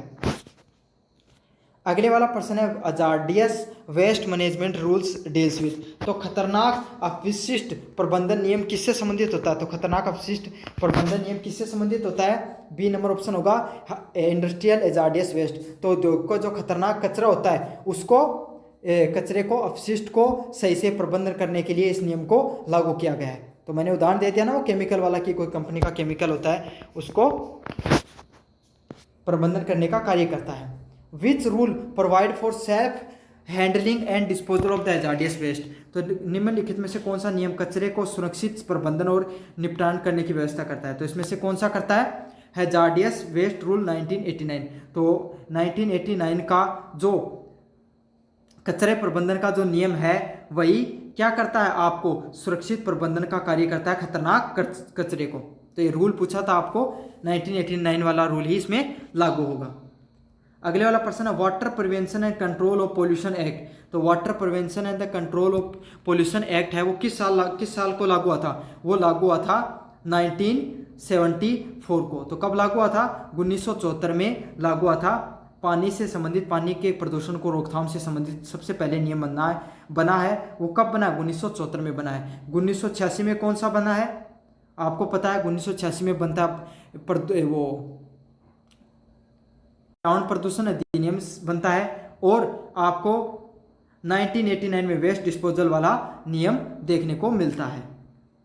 अगले वाला प्रश्न है, what is the main objective of water act. तो जल अधिनियम का मुख्य उद्देश्य क्या होता है? ऑप्शन नंबर बी होगा, जल प्रदूषण को रोकना। तो जल प्रदूषण, उसको रोकने का जो मुख्य कार्य होगा, मुख्य ऑब्जेक्टिव होगा, वो क्या होगा? आपका जल अधिनियम के तहत ये आएगा। 13 नंबर प्रश्न है, under the water act the term pollution includes. तो वाटर एक्ट के तहत पोल्यूशन का क्या अर्थ होता है, प्रदूषण का क्या अर्थ होता है? तो इसमें होगा गंध, स्वाद व हानिकारक परिवर्तन। मतलब अगर पानी के अंदर गंध आने लग जाए, पानी का स्वाद बिगड़ने लग जाए और उसमें हानिकारक खतरनाक परिवर्तन देखने को मिल जाए, तो वही क्या होगा? जल प्रदूषण के तहत चीजें आएंगी। और वायु प्रदूषण में क्या बताया गया था आपको? इसमें बताना है कि उसकी वायु की गुणवत्ता में क्या हो गई? खराब होने लग जाए, तो उसमें उसी को पोल्यूटेंट कहा जाता है। समझ में आ गया आपको? जल अधिनियम ने किस बोर्ड की स्थापना की? तो किसने की? CPCB की आपकी स्थापना की है जल अधिनियम ने। अब CPCB के आपको फुल फॉर्म कमेंट बॉक्स में बताने हैं, और जो भी कमेंट बॉक्स में सबसे पहले बताएगा उसका नाम अगले वीडियो में मैं लेने वाला हूँ। अगले वाला the biological diversity act was passed in. तो बायोलॉजिकल डाइवर्सिटी एक्ट है वो कब लागू किया गया था? तो 2002 के अंदर जैव विविधता का अधिनियम लागू किया गया था। मतलब इसमें क्या होगा? जो पेड़ पौधे हैं, पानी है, इन सब चीज़ों को बचाने के लिए, जैव विविधता को बचाने के लिए प्रयोग में लिया जाता है। तो जैव विविधता होती है ऐसी जगह, जैसे मान लो कि जो बायोस्फीयर रिजर्व वगैरह नहीं होते हैं, जहाँ पर क्या होता है, जानवर वगैरह रहते हैं, पेड़ पौधे रहते हैं, पेड़ पौधे होते हैं, जंगल होते हैं, उनको बचाने का जो नियम है वो कब लागू हुआ था? 2002 के अंतर्गत लागू हुआ था, 2002 में लागू हुआ था। जैव विविधता अधिनियम का क्या उद्देश्य होता है? तो जैव विविधता अधिनियम का क्या उद्देश्य होता है? Protect biological resource and associate knowledge. तो जैव संसाधनों और पारंपरिक ज्ञान की रक्षा करना। तो बायोडाइवर्सिटी जैव विविधता का अधिनियम, इसकी क्या क्या महत्व है? ये जैव संसाधन जो इन्वायरमेंट से संबंधित संसाधन है उनको बचाने का, और पारंपरिक ज्ञान है जो पुराना अपना जो पारंपरिक जो वस्तुएं होती हैं इन्वायरमेंट से पर्यावरण से संबंधित उनको बचाने का कार्य करता है। 17 नंबर प्रश्न है, the national biodiversity authority is located. तो राष्ट्रीय जैव विविधता प्राधिकरण कहाँ स्थित है? तो कहाँ है? चेन्नई के अंदर। मोस्ट इंपोर्टेंट प्रश्न है ये, समझ में आ गया आपको? नेशनल बायोडाइवर्सिटी अथॉरिटी कहाँ पर है? चेन्नई के अंदर है। अगले वाला है benefit sharing under the biodiversity act is. तो जैव विविधता अधिनियम के तहत लाभ साझाकार किससे संबंधित है? तो स्थानीय व जनजातीय समुदाय से संबंधित होते हैं आपके जैव विविधता अधिनियम में लाभ साझाकार। तो क्या होगा? जो स्थानीय व जनजातीय लोग हैं, अगर जंगल बचेंगे तो इन लोगों का जीवन सुधरेगा, इन लोगों का क्या है? जीवन बचेगा। तो इनको क्या होता है? बेनिफिट होता है इस चीज से, बायोडाइवर्सिटी एक्ट से। The air act and the water act both lead to creation of. तो वायु अधिनियम और जल अधिनियम दोनों ने किसकी स्थापना की? तो किसकी की? पोल्यूशन कंट्रोल बोर्ड की स्थापना की। तो जल वाटर पोल्यूशन कंट्रोल बोर्ड हो गया, एयर पोल्यूशन कंट्रोल बोर्ड हो गया। तो ये सब, इन सब बोर्डों की आप किससे होती है? जो वाटर एक्ट हो गया, एयर एक्ट जब लागू हुआ तो उसी से प्रदूषण नियंत्रण बोर्ड की स्थापना होती है। 20 नंबर प्रश्न है, the environment protection act a violation of rule can leads. तो पर्यावरण संरक्षण अधिनियम के तहत नियमों का उल्लंघन करने को क्या कहा जाता है? तो क्या कहा जाएगा? आपको कारावास व जुर्माना दोनों की दोनों हो सकते हैं इसके तहत। 4 नंबर प्रश्न की बात करें, व्हाट इज एनवायरमेंट इकोनॉमिक्स। तो पर्यावरणीय अर्थशास्त्र क्या होता है इसके बारे में आपको बताना है। तो study of interaction between economy and environment. तो अर्थव्यवस्था और पर्यावरण के बीच में संबंधों को समझना क्या कहलाता है? आपका पर्यावरण अर्थशास्त्र कहलाता है। मतलब आपको पता है अगर पर्यावरणीय प्रदूषण फैलता है तो इससे क्या होता है? आपका जो अर्थव्यवस्था वो भी बिगड़ती है। जैसे मैं आपको उदाहरण बताऊं, पर वायु प्रदूषण बढ़ रहा है तो लोगों के अंदर बीमारियां बढ़ेंगी तो बीमारी बढ़ते हैं तो आपका क्या होगा? आर्थिक रूप से भी नुकसान होता है ना। तो यही होता है पर्यावरण प्रदूषण से आपको क्या नुकसान होंगे, क्या फायदा होंगे। अर्थव्यवस्था और पर्यावरण के बीच में संबंध दिखाता है पर्यावरणीय अर्थशास्त्र। The main focus of environment economics is. तो पर्यावरणीय अर्थशास्त्र का मुख्य ध्यान किस चीज़ पर होता है? तो किस चीज़ पे होता है? Efficient use of natural resources. तो प्राकृतिक संसाधन है उनको अच्छे से प्रयोग किया जाए ताकि वो आने वाली पीढ़ियों के लिए भी बचे। यही चीज़ होती है पर्यावरण अर्थशास्त्र के बारे में बताई जाती है। अगले वाला प्रश्न है, environment valuation is use to. तो पर्यावरणीय मूल्यांकन का प्रयोग किस चीज़ में किया जाता है? तो पर्यावरणीय मूल्यांकन का प्रयोग किस चीज़ में किया जाता है? वो किया जाता है determine the economic value of nature. तो प्रकृति की जो आर्थिक मूल्य है उसको निर्धारित करने में किसका प्रयोग किया जाता है? पर्यावरणीय मूल्यांकनों का प्रयोग में किया जाता है। तो इसका सही आंसर क्या? ऑप्शन नंबर बी होने वाला है। 4 नंबर प्रश्न की बात करें, which is not a method of environment valuation. तो निम्नलिखित में से कौन पर्यावरण मूल्यांकन की विधि नहीं है? तो इनमें से कौन सी नहीं है? मार्केट डिमांड कर्व है वो पर्यावरण मूल्यांकन की विधि नहीं है। स्किप कर देना प्रश्न को, इतना ज़्यादा इंपॉर्टेंट नहीं है। ग्रीन मार्केटिंग रेफर्स टू, हरित विपणन किसका तात्पर्य है? तो इसका क्या तात्पर्य होगा? पर्यावरण अनुकूलीय उत्पादनों का मार्केटिंग करना। समझ में आ गया? तो ग्रीन मार्केटिंग क्या होती है? आप ऐसे ही प्रोडक्ट्स को बेच रहे हो जिसने कम से कम प्रदूषण को फैलाया है, जो ज़्यादा से ज़्यादा क्या करता है? प्रदूषण को संरक्षण का कार्य करता है। तो उसे क्या कहा जाता है? पर्यावरण अनुकूल उत्पादन के नाम से जाना जाता है। 6 नंबर प्रश्न की बात करूं, clean technology are aimed at. तो क्लीन टेक्नोलॉजी है स्वच्छ जो तकनीक है उसका क्या उद्देश्य होता है? तो उसका उद्देश्य होता है रिड्यूसिंग पोल्यूशन, कि प्रदूषण उसको कम से कम किया जाए। उसी को क्या कहा जाता है? स्वच्छ तकनीक के नाम से जाना जाता है। समझ में आ गया आपको? क्लीन टेक्नोलॉजी वही होती है कि प्रदूषण का है वो कम से कम हो, आपके जो इन्वायरमेंट है उसमें कम से कम प्रदूषण वो देखने को मिले, उसे ही स्वच्छ तकनीक के नाम से जाना जाता है। 7 नंबर की बात करूं, ग्रीन अकाउंटिंग इन्वॉल्व। तो हरित लेखनन किससे संबंधित होता है? तो किससे संबंधित होता है? राष्ट्रीय खातों में पर्यावरणीय लागत को शामिल करना। मतलब आपने कोई भी हाईवे का निर्माण किया, समझ में आ गया, उसमें कितने पेड़ कटे, उससे कितना नुकसान होगा अपने देश को, इन सब चीज़ों को लागू करने का क्या कहलाता है, ये कहलाता है हरित लेखांकन के नाम से जाना जाता है। जो राष्ट्रीय खाते होते हैं इनमें पर्यावरणीय लागत को भी जोड़ा जाता है। अगले वाला प्रश्न है what is resource in environment economics. तो पर्यावरणीय अर्थशास्त्र में संसाधनों का क्या होते हैं, तो पर्यावरणीय अर्थशास्त्र में संसाधन कौन होते हैं, सभी प्राकृतिक और मानव निर्मित इनपुट। तो जो प्राकृतिक रूप से जितने भी जो संसाधन हो गए वो, और मानव के द्वारा निर्मित किए गए इनपुट भी किस में आते हैं, पर्यावरणीय अर्थशास्त्र के अंतर्गत आते हैं। तो इसका सही आंसर क्या ऑप्शन नंबर बी होगा, सभी प्राकृतिक और मानव से निर्मित किए गए पदार्थ किस में आते हैं, पर्यावरणीय अर्थशास्त्र के संसाधनों में आते हैं। 9 नंबर प्रश्न है इको मार्क योजना किस लिए शुरू की गई थी। तो इको मार्क योजना वो किसके लिए शुरू की गई थी, इन्वायरमेंट उत्पादकों में पर्यावरणीय लेबलिंग के लिए। तो environment labelling of the product, तो जो उत्पादन होते हैं उसमें आपको इन्वायरमेंट से संबंधित लेबलिंग की जाए। तो आपका ये जो ग्रीन वाला मार्क देखने को मिलता है ना, वो इसी से संबंधित होता है। वैसे तो वेजिटेरियन से संबंधित भी होता है, लेकिन आपको उत्पादन में जो पर्यावरणीय लेबलिंग देखने को मिले, इससे क्या होता है फ़ायदा, कि जो जिसका ग्रीन लेबलिंग ज़्यादा होती है उससे लोगों को ये ज़्यादा लगता है कि भाई पर्यावरण को इसने कम से कम नुकसान पहुंचाया है। कंपनी वाले भी मार्केटिंग करने में इसका फ़ायदा उठाते हैं, इन सब चीज़ों का कंपटीशन बढ़ता है तो कंपनियां क्या है कम से कम प्रदूषण करने का प्रयास करती हैं। इको लेबल वाले उत्पादन होते हैं, तो कौन से होते हैं, जो पर्यावरण के अनुकूल प्रमाणित होते हैं, मतलब उन्होंने कम से कम पर्यावरण प्रदूषण किया है, या फिर पर्यावरण के अनुकूल उन्होंने पर्यावरण इको फ्रेंडली प्रोडक्ट्स का निर्माण किया। जैसे कोई भी बिस्कुट वाले बताया था ना मैंने, वो रिसाइकल रेपर्स का यूज कर रही है, तो इसका मतलब क्या है, उसने इको फ्रेंडली काम किया है। अगले वाला क्या, इन्वायरमेंट कोजेनेट्स कर्व्स। तो पर्यावरण कजनेट्स कर्व्स के बीच में क्या संबंध दिखाता है, तो किसमें, प्रदूषण और आय के बीच में ये है, वो क्या है, कजनेट्स कर्व है वो दिखाता है। तो पर्यावरण और आय के बीच में जो संबंध वो किस कर्व के द्वारा दिखाया जाता है, पर्यावरण कजनेट्स कर्व के द्वारा दिखाया जाता है। मोस्ट इंपॉर्टेंट प्रश्न आएगा एग्जाम में, देख लेना आप।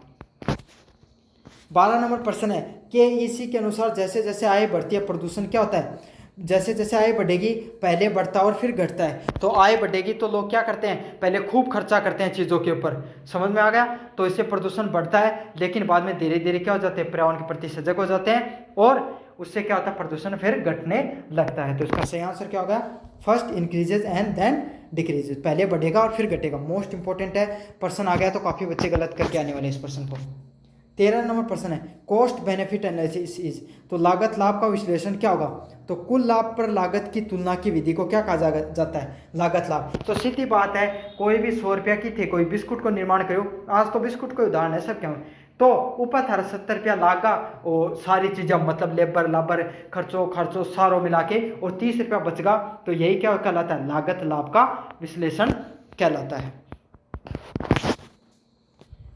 14 नंबर प्रश्न है cost benefit analysis A project is accepted when. तो लागत लाभ विश्लेषण में एक परियोजना को तब स्वीकार की जाती है जब उसके अंदर बेनिफिट्स आए हायर देन कॉस्ट। तो लागत लाभ है वो लागत से अधिक हो। तो भाई बेनिफिट में कब होगा, कोई भी कॉस्ट बेनिफिट कब होता है, जब लाभ ज़्यादा हो लागत से, नहीं तो नुकसान में होगी कंपनी। समझ में आ गई थारा, बेनिफिट जब भी होता है कोई भी चीज़ का। सतत विकास का क्या अर्थ होता है, तो सतत विकास का क्या अर्थ होता है, विकास जो वर्तमान आवश्यकता को पूरे करें और भविष्य से भी समझौता ना करें।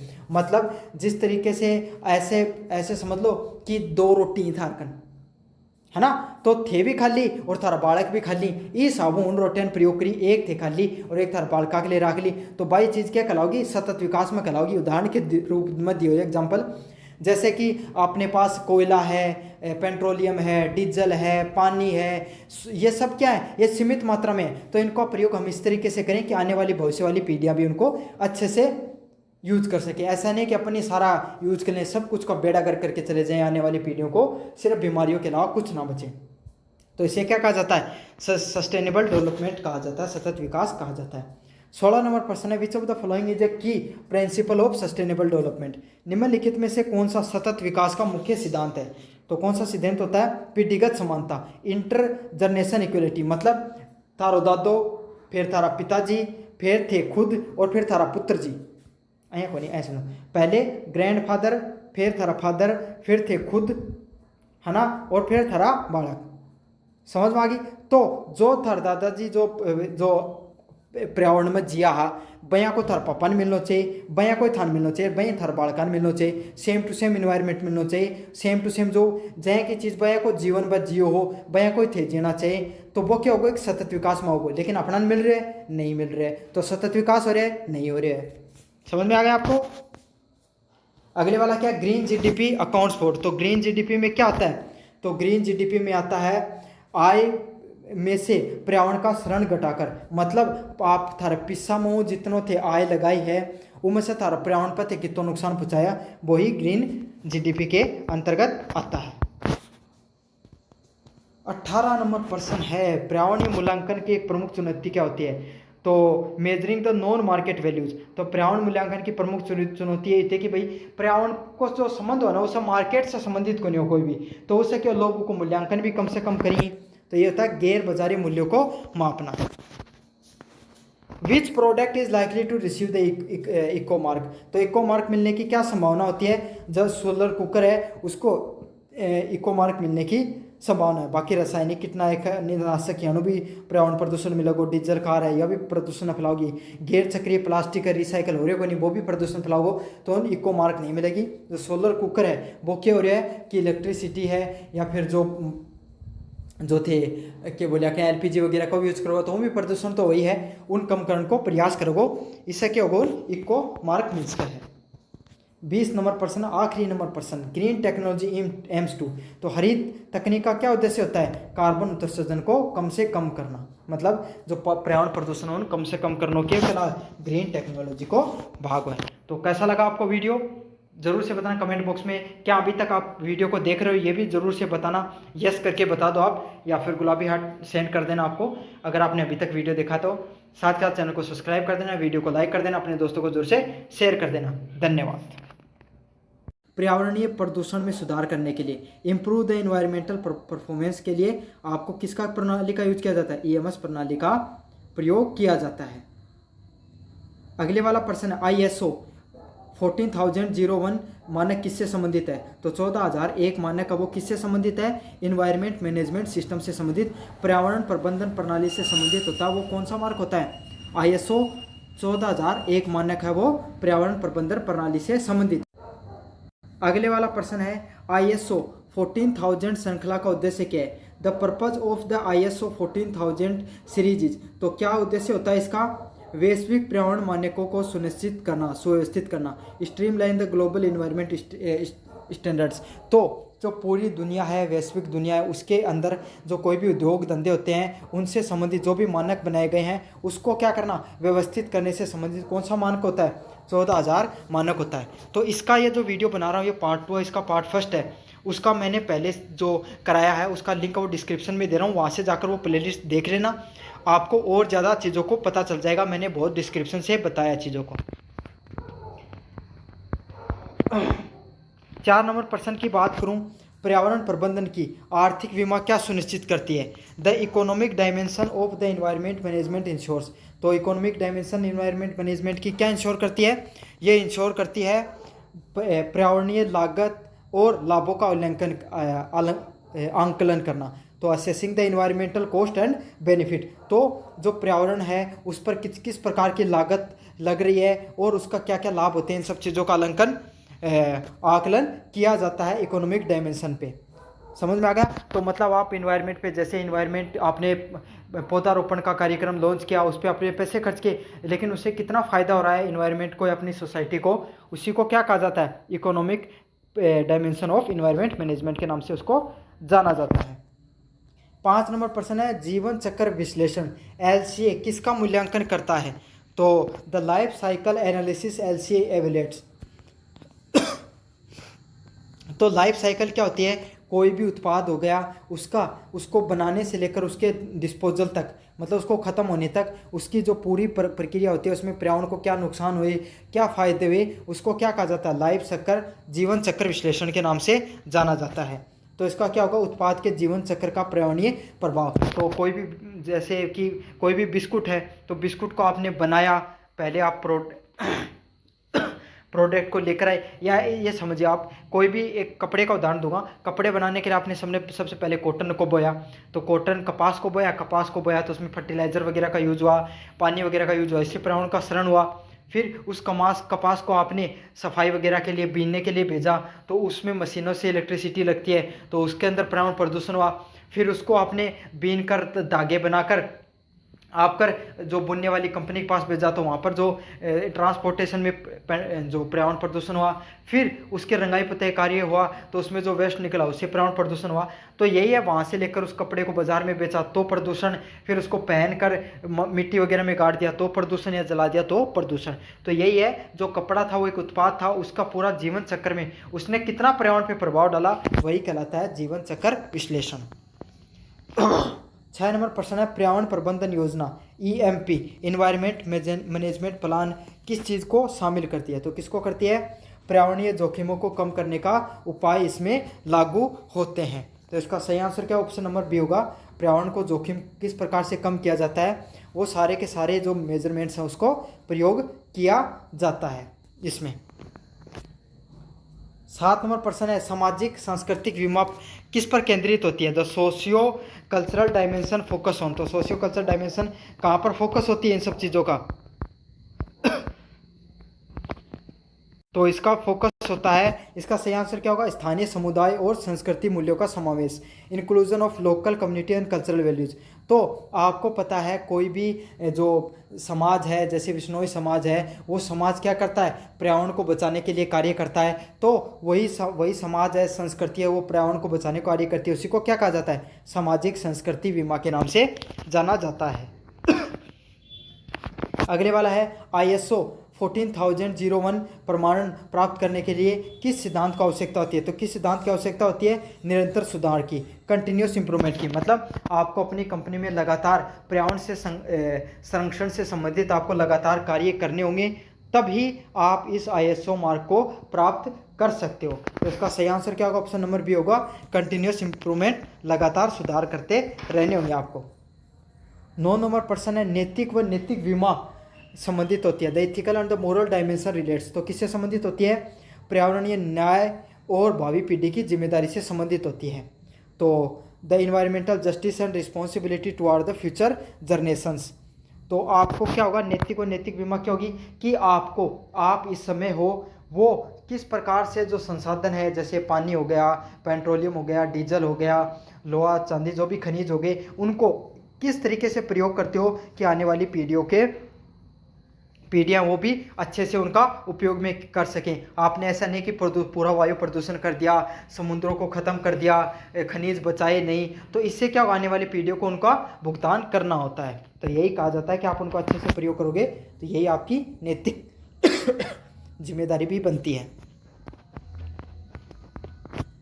अगले वाला प्रश्न है, जीवन चक्र विश्लेषण LCA का क्या चरण होता है? तो जीवन चक्र विश्लेषण का क्या चक्र होता है? तो इसका सही आंसर होगा कच्चा माल उत्पादन, उपयोग और निपटान। तो मैंने बताया था कि कपास को अपने कच्चे माल को उगाया, फिर उसका उत्पादन किया, आपने कपड़े का निर्माण किया, फिर लोगों ने उसको उपयोग किया और फिर उसको निपटान कर दिया, उसको जला दिया, रिसाइकल के लिए भेज दिया। ये सब किस में आता है? जीवन चक्र विश्लेषण में आता है। Raw material, production, use and disposal, सारे के सारे फैक्टर वो किससे संबंधित हैं? लाइफ साइकिल एनालिसिस से संबंधित हैं। 11 नंबर प्रश्न है, राजनीतिक और कानूनी बीमा में क्या शामिल होता है? The political and the legal dimensions involves. तो जो राजनीतिक और कानूनी बीमा में क्या शामिल होता है? पर्यावरणीय, कानूनी और सरकार नीतियों का अनुपालन करना। तो सरकार है वो हर प्रकार की इंडस्ट्री हो गई, उसके से संबंधित क्या कानून लागू करती है?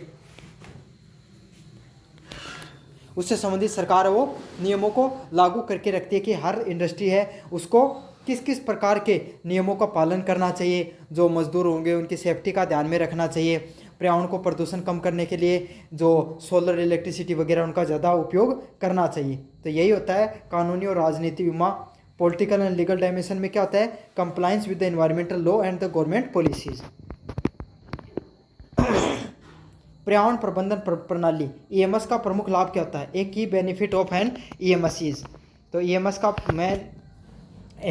प्रमुख लाभ क्या होता है? संसाधन दक्षता और जोखिम को कम करना, resources efficiency and the risk reduction.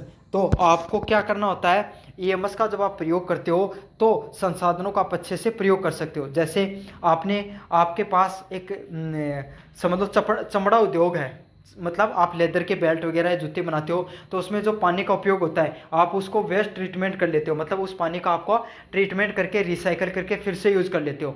तो इससे क्या हुआ, संसाधन उसको फिर से प्रयोग हुआ, साथ के साथ उस जो वेस्ट मटेरियल है, जो पानी था, वो नदी में बहाते, कोई नाले में बहाते, और वो उससे क्या होता, जो नदी का प्रदूषण बढ़ता या लोगों को नुकसान पहुँचता, तो इससे जोखिम भी कम होता है। तो ईएमएस प्रणाली से संसाधनों की दक्षता बढ़ती है और जोखिम कम होता है, resources efficiency and risk reduction होता है।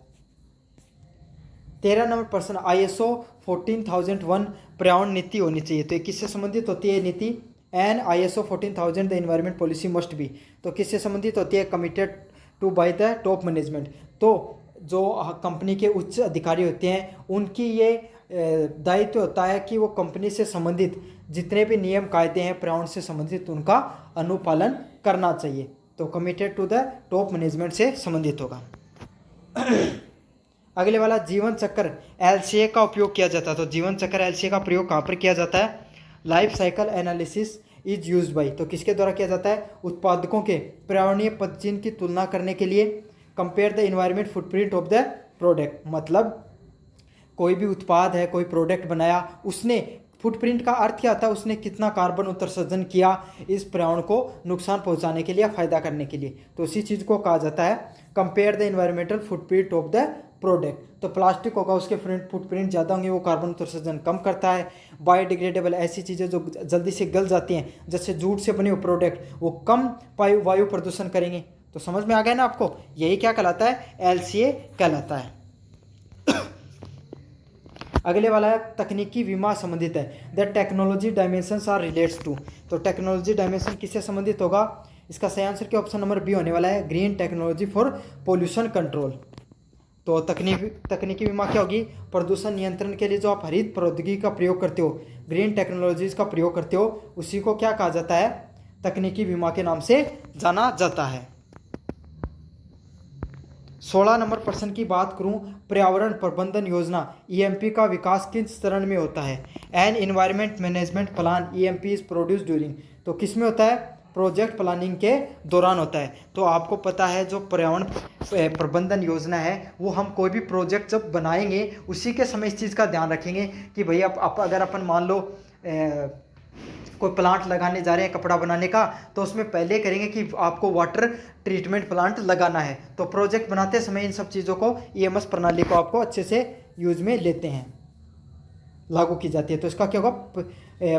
परियोजना नियोजन में, प्रोजेक्ट प्लानिंग में EMP का यूज किया जाता है। 17 नंबर प्रश्न है, ISO 14000 श्रृंखला किस संगठन द्वारा जारी की जाती है? The ISO 14000 series is issued by, तो किसके द्वारा की जाती है? International organisation of standardisation. Most important प्रश्न है, अंतर्राष्ट्रीय मानकीकरण संगठन के द्वारा इसको जारी की जाती है। 18 नंबर प्रश्न है, पर्यावरणीय प्रभावों को परिभाषित किया जाता है। Environmental impact is defined as, तो पर्यावरणीय प्रभावों को किस प्रकार से परिभाषित किया जाता है? पर्यावरण पर किसी भी गतिविधि का कोई भी परिवर्तन ना हो, any change to be the environment form and activity. तो पर्यावरण गतिविधि पे किसी भी प्रकार का कोई पर्यावरण परिवर्तन नहीं हो, उसी को क्या कहा जाता है? पर्यावरण प्रभाव के नाम से जाना जाता है। समझ में आ गया? 19 नंबर प्रश्न है, ISO 14001 के तहत पर्यावरणीय अंकेक्षण का उद्देश्य क्या है? The purpose of environmental audit under ISO 14001 is to, तो क्या होता है इसका? EMS को अनुपालन करना, प्रभावशीलता से स्थापित करना। Verify EMS compliance and effectiveness, तो आपको मैंने बताया था सरकार के द्वारा, हर सरकार के द्वारा जो अलग अलग ट्रिब्यूनल होते हैं, एयर ट्रिब्यूनल, वाटर ट्रिब्यूनल हो गया, पोल्यूशन कंट्रोल बोर्ड हो गया, ये सब क्या होते हैं? मानक जारी करते हैं। जैसे अगर आपकी सीमेंट की फैक्ट्री है तो सीमेंट की फैक्ट्री में किस किस प्रकार के पर्यावरण से प्रबंधन से संबंधित नियम हो गए, कानून हो गए, उनको अनुपालन करना चाहिए फैक्ट्री के द्वारा, वो सब सरकार के द्वारा बताए जाते हैं। अब क्या होता है, जब प्रोजेक्ट बनाया गया तो उन सब का लागू किया गया, तो हर साल उनकी ऑडिट की जाती है और अधिकारियों के द्वारा कि उन सब नियमों का पालन हो रहा है या नहीं हो रहा है। वही क्या कहलाती है? Environmental edit under ISO 14001। समझ में आ गया? तो ईएमएस का अनुपालन हो रहा है या नहीं हो रहा है, उसको अच्छे से लागू किया जा रहा है, नहीं किया जा रहा है, वही इसके तहत आती है। 20 नंबर प्रश्न है, पर्यावरण प्रबंधन का केंद्रीय लक्ष्य क्या है? The central goal of environmental management is, तो इन्वायरमेंट मैनेजमेंट का लक्ष्य क्या होता है? अचीव द सस्टेनेबल डेवलपमेंट, मतलब टिकाऊ विकास प्राप्त करना। टिकाऊ विकास क्या होता है? ऐसा विकास करना जिससे क्या आने वाली पीढ़ियां हैं उसको भी लाभ मिल सके। समझ में आ गया? ऐसा नहीं कि आपने पर्यावरण को इतना खत्म कर दिया कि आने वाली पीढ़ियों के पास कुछ बचा ही नहीं। समझ में आ गया आपको या नहीं आया? कमेंट बॉक्स में जोर से बताना। यूनिट नंबर फर्स्ट आपकी कंप्लीट हो चुकी है, यूनिट नंबर सेकंड शुरू करेंगे अपन। इसका क्या है? यूनिट नंबर सेकंड में पर्सन है the primary objective of EIA। तो EIA का जो प्राइमरी ऑब्जेक्ट क्या होते हैं? तो इसके होते हैं पर्यावरणीय प्रभावों को पहचानना और कम करना, identify and mitigate the environment impacts. तो पर्यावरणीय जो प्रभाव हैं उनको पहचानना और कम करना क्या कहलाता है? EIA के द्वारा हो। तो जो EIA की फुल फॉर्म क्या होती है? इन्वायरमेंटल इम्पैक्ट असेसमेंट के नाम से इसको जाना जाता है। मतलब इसमें क्या होता है? इन्वायरमेंट इम्पैक्ट असेसमेंट में क्या देखा जाता है कि कोई भी प्रोजेक्ट आप लॉन्च करने जा रहे हो, जैसे सीमेंट की फैक्ट्री लगाने जा रहे हो, तो इसके आसपास क्या किस प्रकार का इन्वायरमेंट पर्यावरण पे प्रदूषण पड़ेगा। तो जैसे सीमेंट की फैक्ट्री होगी, उसके आसपास आपको पता है जो ज़मीन वगैरह है उस पर धूल मिट्टी उड़ के जाएगी, तो वो ख़राब हो जाएगी, वहाँ से लोगों को आपको उठाना पड़ेगा। तो ये सब चीज़ें हैं वो इन्वायरमेंट को इम्पैक्ट करती हैं। तो इसका सही क्या होगा? पर्यावरण प्रभावों को पहचान करना और कम करना उन्हें। EIA की प्रक्रिया में क्या शामिल है? द EIA प्रोसेस इंक्लूड्स, तो क्या होता है? स्क्रीनिंग, स्कोपिंग, प्रभाव विश्लेषण, मिटिगेशन। मतलब स्क्रीनिंग का अर्थ क्या होता है? जब भी आप प्रोजेक्ट लॉन्च करोगे तो सबसे पहले देखोगे कि यहाँ पर ऐसी ज़मीन है, ऐसी जगह है, यहाँ पर क्या क्या प्रकार के इन्वायरमेंट पे पोल्यूशन हो सकता है। फिर स्कोपिंग, मतलब किस प्रकार का स्कोप है वो पर्यावरण को कम करने से संबंधित है। दूसरा इम्पैक्ट, तो इम्पैक्ट क्या होगा कि भाई कितना प्रकार का प्रभाव है वो इन्वायरमेंट पे पड़ने वाला है, इन सब चीज़ों को देखा जाएगा। फिर क्या होगे? आपको उसका एनालिसिस करोगे, उसका विश्लेषण करोगे, और अगला क्या? मिटिगेशन, मतलब उसको कम करने का प्रयास करोगे। तो यही आता है EIA प्रोसेस के अंतर्गत है, ये सारी की सारी चीज़ें देखने को मिलती है। मोस्ट इंपॉर्टेंट पर्सन है, रट लेना ये वाला। सामाजिक प्रभाव आंकलन, ऐसा ये किससे संबंधित है? सोशल इम्पैक्ट असेसमेंट किससे संबंधित होता है? तो किससे संबंधित होता है? समुदाय और संस्कृति प्रभावों का मूल्यांकन करना, evaluating the community and the cultural impact.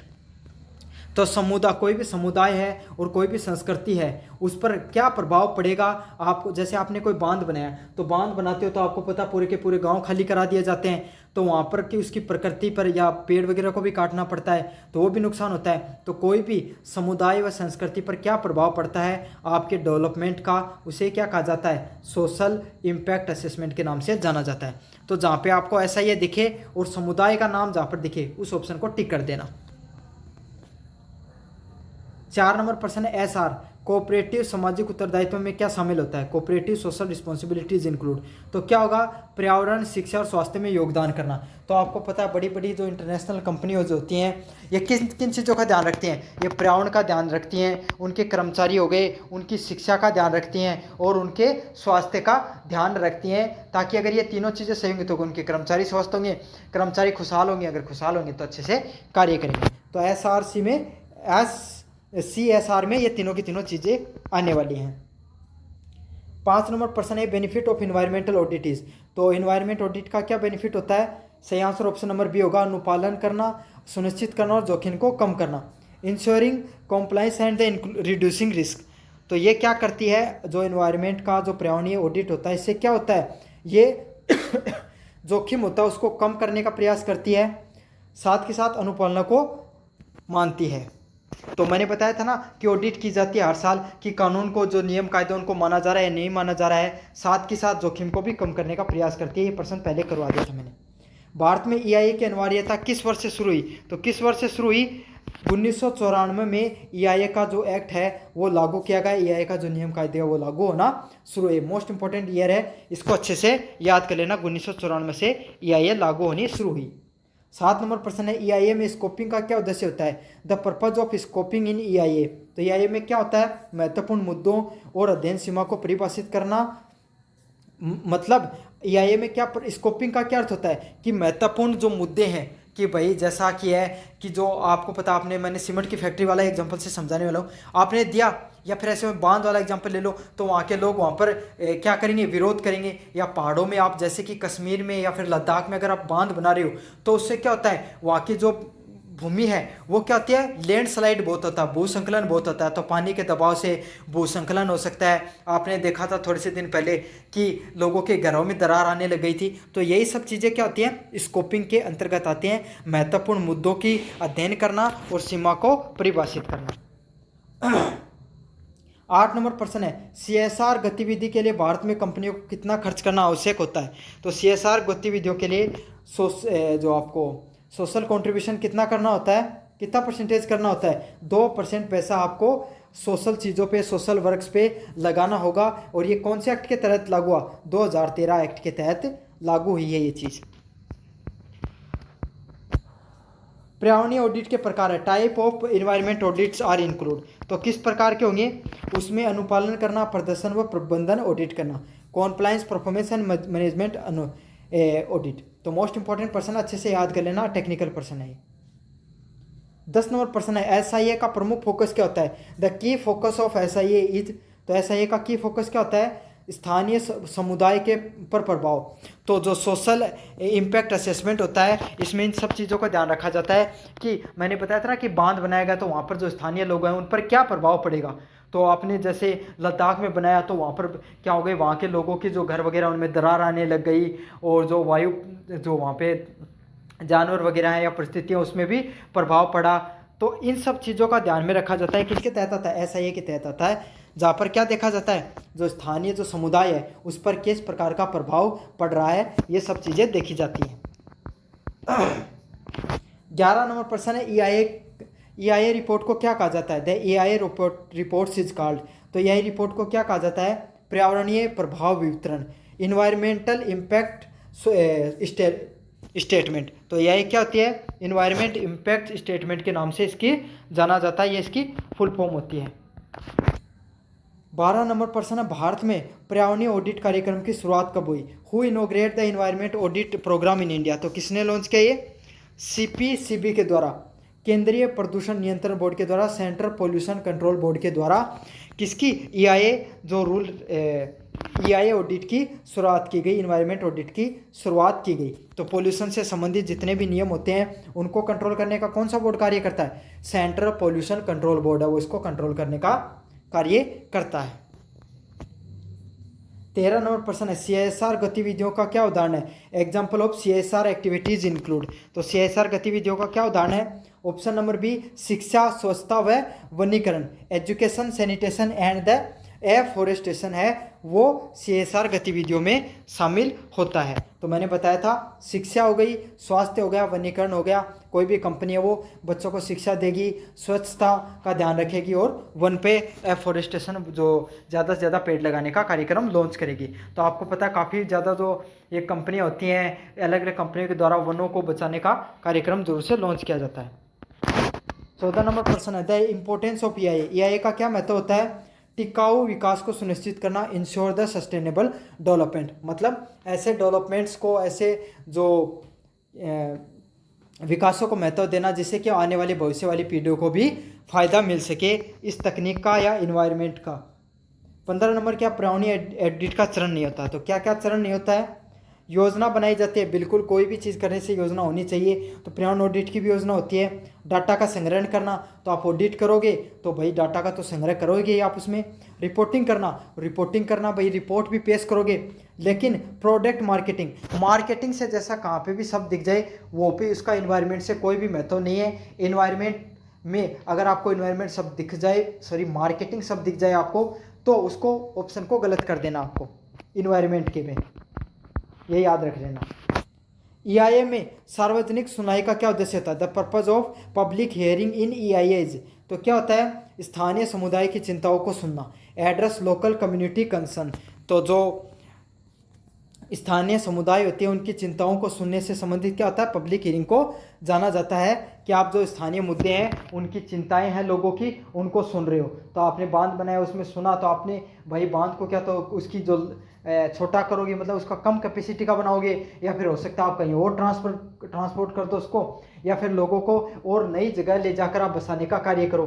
तो ये सब चीज़ें हैं वो इसके अंतर्गत आएंगी, पब्लिक हियरिंग के अंतर्गत आती हैं। 17 नंबर प्रश्न है, CSR के तहत कंपनियों को अपनी रिपोर्ट कहाँ दाखिल करनी होती है? तो where the must companies file the CSR report in India. तो कहाँ करती हैं? MCA, ministry of corporate affairs के अंदर जो कंपनियां वो अपनी रिपोर्ट को दाखिल करती हैं। पर्यावरणीय ऑडिट में अनुपालन ऑडिट क्या जांचता है? तो compliance audit in the environment audit check. तो किस चीज़ का जांच की जाती है? उसमें जांच की जाती है कानून और विनियम आवश्यकताओं का पालन। तो मैंने ये बताया था कंप्लायंस ऑडिट होता है, इसमें क्या जो कानूनी और जो नियम कायदे जो बनाए गए हैं क्या उनका अनुपालन हो रहा है या नहीं हो रहा है, वो किस में आता है? कंप्लायंस ऑडिट के अंतर्गत आता है। अच्छे से याद कर लेना, मोस्ट इंपॉर्टेंट क्वेश्चन है। 19 नंबर प्रश्न है, EIA किस प्रकार की परियोजना के लिए अनिवार्य है? तो किस प्रकार की परियोजना के लिए EIA अनिवार्य होता है? बड़ी बुनियादी ढांचा और औद्योगिक परियोजनाओं के लिए EIA अनिवार्य होता है। तो बड़े बड़े आपको उद्योग होते हैं उनके अंदर EIA इन्वायरमेंट इम्पैक्ट असेसमेंट को लागू करना ज़रूरी होता है। तो बहुत मोस्ट इंपॉर्टेंट प्रश्न है ये वाला भी कि EIA कहाँ लागू होता है? बड़े बड़े प्रोजेक्ट हो गए, उद्योग हो गए, उनमें इसको लागू किया जाता है। 20 नंबर प्रश्न है, भारत में पर्यावरणीय ऑडिट किस अधिनियम के तहत आता है? तो environment auditing in India falls under which act. तो किस एक्ट के तहत आता है? पर्यावरण संरक्षण अधिनियम 1986 के तहत आता है। पर्यावरण ऑडिट है वो अधिनियम है, वो किस में आता है? पर्यावरण संरक्षण अधिनियम 1986 के तहत आता है। समझ में आ गए होंगे मेरे हिसाब से सारे प्रश्न। यूनिट नंबर 3 की अगर आप मैं बात करूं तो उसमें पहला प्रश्न है, वायु प्रदूषण निवारक व नियंत्रक अधिनियम 1981 किस वर्ष लागू हुआ था? तो ये तो पहले दे रखा वहाँ पर, लेकिन ऐसा नहीं आएगा। Air prevention control of pollution, मतलब वायु प्रदूषण को नियंत्रण करने से संबंधित कानून कब लागू हुआ था? 1981 में हुआ था। समझ में आ गया? 1981 में लागू हुआ था एयर पोल्यूशन से संबंधित एक्ट। मोस्ट इंपॉर्टेंट प्रश्न, अच्छे से याद कर लेना। पर्यावरण संरक्षण अधिनियम 1986 किस आधार पर बनाया गया था? The environment protection act 1986 was enacted under which constitutional provision. तो किसके तहत? जो आपको पता है आपके जो राज्य नीति निर्देश तंत्र होते हैं उसमें अनुच्छेद नंबर 48A के तहत एनवायरमेंट प्रोटेक्शन एक्ट के तहत पर्यावरण संरक्षण के तहत पर्यावरण संरक्षण अधिनियम 1986 को लागू किया गया था। तो किस किस में बदलाव किया गया था? आर्टिकल 48A में और 51AG में। ठीक है, समझ में आ गया ना आपको? 48A में और 51AG में। तो ये दोनों के दोनों राज्य नीति निर्देश तंत्र होते हैं। 48A वाला और 51AG वाला ग्रीनरी से संबंधित, ये क्या होता है? हमारे मौलिक कर्तव्यों से संबंधित होता है। खतरनाक अपशिष्ट प्रबंधन नियम 1989 के तहत किसे नियंत्रित किया गया है? तो hazardous waste management handling rule 1989 regulates. तो किस चीज़ को रेगुलेट करता है? Chemical and the biomedical waste.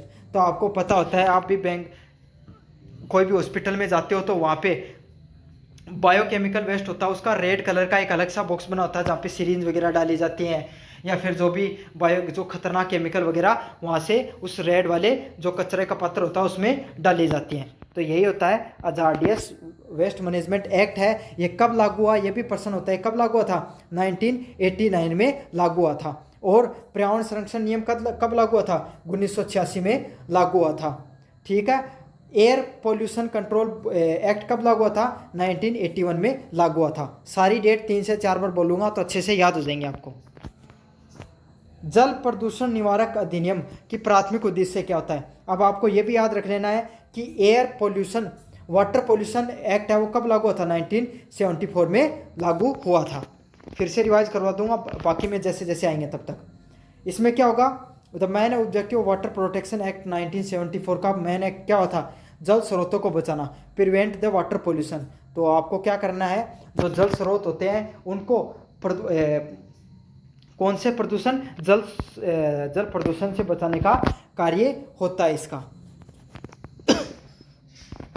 5 number प्रश्न है, जैव विविधता अधिनियम 2000 किस अंतर्राष्ट्रीय समझौते के तहत बनाया गया था? तो जैव विविधता अधिनियम 2000 है वो किस अंतर्राष्ट्रीय समझौते के तहत बनाया गया था? ये बनाया गया था CBD एक्ट 1992 के एक्ट के तहत इसको बनाया गया था। तो रियो अर्थ सबमिट होती है, Rio earth convention on biological diversity act है 1992 के तहत इसको बनाया गया था। जैव विविधता बायोडाइवर्सिटी एक्ट 2002 अच्छे से याद कर लेना, रियो अर्थ समिट के तहत बनाया गया था। 6 नंबर प्रश्न है, वायु अधिनियम 1981 के तहत कौन सी एजेंसी प्रदूषण नियंत्रण के लिए जिम्मेदार होती है? तो कौन सी एजेंसी वो वायु प्रदूषण के लिए जिम्मेदार होती है कंट्रोल करने के लिए? CPCB, अच्छे से याद कर लेना, CPCB केंद्रीय प्रदूषण नियंत्रण बोर्ड। तो एक बार फिर याद करा देता हूँ आपको, पर्यावरण संरक्षण अधिनियम कब लागू हुआ था? 1986 के अंतर्गत लागू हुआ था। वायु प्रदूषण एक्ट कब लागू हुआ था? 1981 में लागू हुआ था। समझ में आ गया? पानी प्रदूषण का जो एक्ट है वो कब लागू हुआ था? 1974 में लागू हुआ था। जो वेस्ट मैनेजमेंट हैजार्ड खतरनाक जो अपशिष्ट प्रबंधन का एक्ट है वो कब लागू हुआ था? 1989 में लागू हुआ था। जो जैव विविधता कानून कब लागू हुआ था? 2002 में लागू हुआ था। 2 बार रिवाइज करा दिया, 2-3 बार और करवा दूंगा ताकि और अच्छे से आपको याद हो जाएगा। ये अगले वाला प्रश्न है, प्रदूषण पर्यावरणीय संरक्षण अधिनियम 1986 की धारा 3 के तहत किसे अधिकार दिए गए? तो किसे दिए गए? केंद्र सरकार को। तो केंद्र सरकार को अधिकार दिया गया सेक्शन नंबर 3 के तहत। सबसे इंपॉर्टेंट बात है, कौन से धारा के तहत दिया गया? सेक्शन नंबर 3 के तहत दिया गया है। और किसको अधिकार है? केंद्र सरकार को अधिकार है कि पर्यावरण प्रदूषण से संबंधित प्रबंधन से संबंधित पर्यावरण प्रबंधन से संबंधित जो कानून है, नियम कायदे कौन बनाएगी?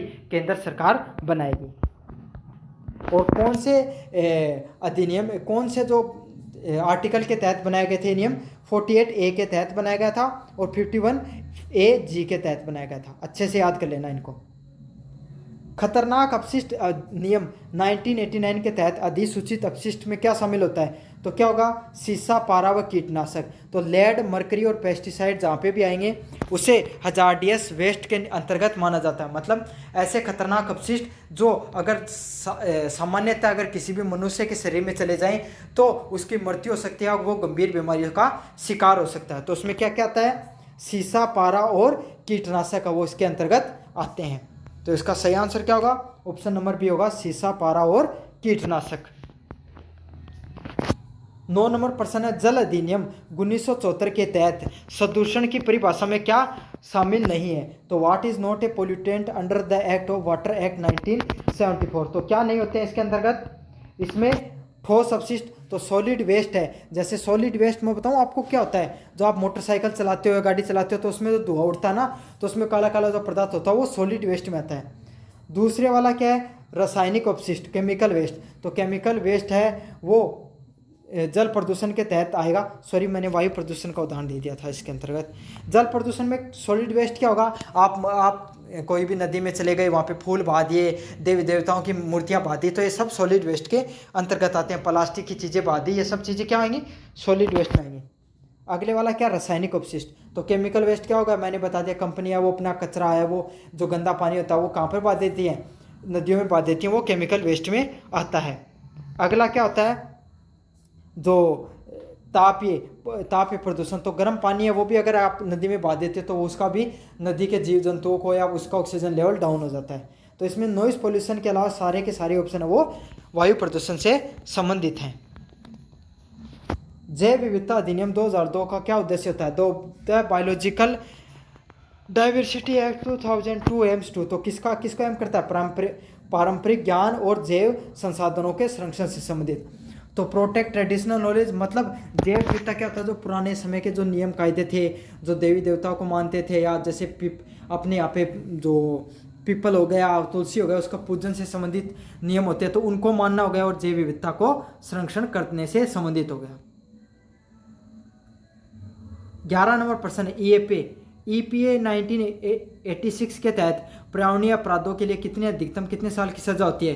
तो कितने साल की सजा होती है? 5 साल का कारावास प्लस जुर्माना है। वो किससे संबंधित होता है? EPA से संबंधित होता है। जो 1986 में जो EPA का कानून माना गया, अगर उसको नहीं मानता कोई व्यक्ति तो उसको 5 साल की सजा प्लस उसको जुर्माना देना होता है। अच्छा प्रश्न है, याद कर लेना ये। जैव विविधता अधिनियम के तहत एनबीए राष्ट्रीय जैव विविधता प्राधिकरण का मुख्यालय कहाँ पर है? तो कहाँ पर है इसका? चेन्नई में इसका मुख्यालय। ये भी मोस्ट इंपॉर्टेंट प्रश्न, अच्छे से याद कर लेना। 13 नंबर प्रश्न है, वायु अधिनियम 1981 के तहत प्रदूषण नियंत्रण क्षेत्र घोषित कर सकती है। Air pollution control area can be declared by. तो किसके द्वारा कर सकती है? स्टेट गवर्नमेंट, राज्य सरकार है वो क्या कर सकती है? वायु नियंत्रण क्षेत्र घोषित कर सकती है, प्रदूषण नियंत्रण क्षेत्र घोषित कर सकती है।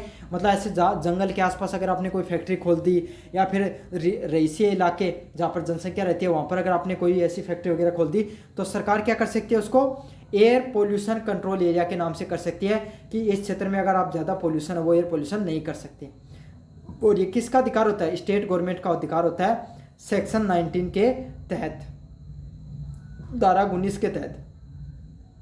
तो जो धारा 3 है वो एक पहले धारा 3 भी आई थी, वो धारा 3 किससे संबंधित थी? केंद्र सरकार को अधिकार देती है EIA को लागू करने का। 14 जल संरक्षण अधिनियम 1974 के तहत केंद्रीय बोर्ड की स्थापित करने का अधिकार किसके पास होता है? तो सेंट्रल गवर्नमेंट के पास होता है, सेक्शन नंबर 3 के तहत। तो ये तो मैंने बता दिया था, अभी यही बताया था। खतरनाक अपशिष्ट अधिनियम 1989 के तहत अनाधिकृत डंपिंग की क्या सजा है? तो penalty for the illegal dumping under the hazardous waste act 1989। तो क्या होती है? तो कौन सा होता है? 5 साल का सजा प्लस जुर्माना। तो ये भी हो गया प्रश्न। Biodiversity management communities BMC are format for. तो जो बायोडाइवर्सिटी मैनेजमेंट की जो कम्युनिटी होती है BMC, उसका किस आधार पे फॉर्मेट होता है, किस आधार पे बनाया जाता है? तो स्थानीय स्तर पे उसको बनाया जाता है, सेक्शन नंबर 14 के तहत। समझ में आ गया? बायोडाइवर्सिटी मैनेजमेंट कम्युनिटीज़ अच्छे से याद कर लेना। इन सब कम्युनिटीज़ हैं जो BMC हैं, बायोडाइवर्सिटी मैनेजमेंट कम्युनिटीज़ हैं, ये ग्राम पंचायत के स्तर पे बनाई जाती हैं और सेक्शन नंबर 41 के तहत इनका निर्माण किया जाता है। 17 नंबर प्रश्न है, EPA 1986 के तहत पर्यावरणीय प्रभाव आकलन करना की अनिवार्यता किस वर्ष शुरू की गई थी? तो EIA become mandatory under EPA 1986 which year. तो EIA को जो कब लागू किया गया था, पर्यावरणीय प्रभाव आंकलन को कब लागू किया गया था? 1994 में लागू किया गया था। तो कब लागू किया गया था? 1994 में इसको लागू किया गया था। मोस्ट इंपॉर्टेंट पर्सन है, इसको समझ लेना।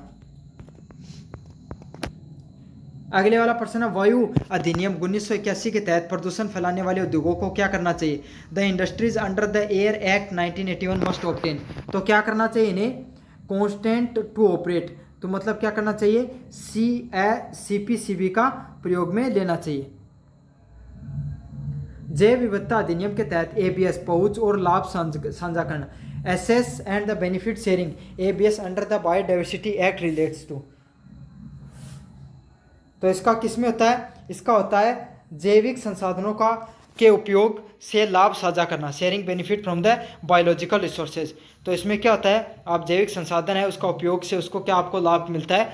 वो होता है ABS। जल अधिनियम 1974 के तहत राज्य बोर्ड की क्या भूमिका है? The state pollution control board SPCB under the water act 1974 is. तो क्या कर सकता है वो कर सकता है आपका प्रदूषण निगरानी और नियंत्रण का कार्य कर सकता है।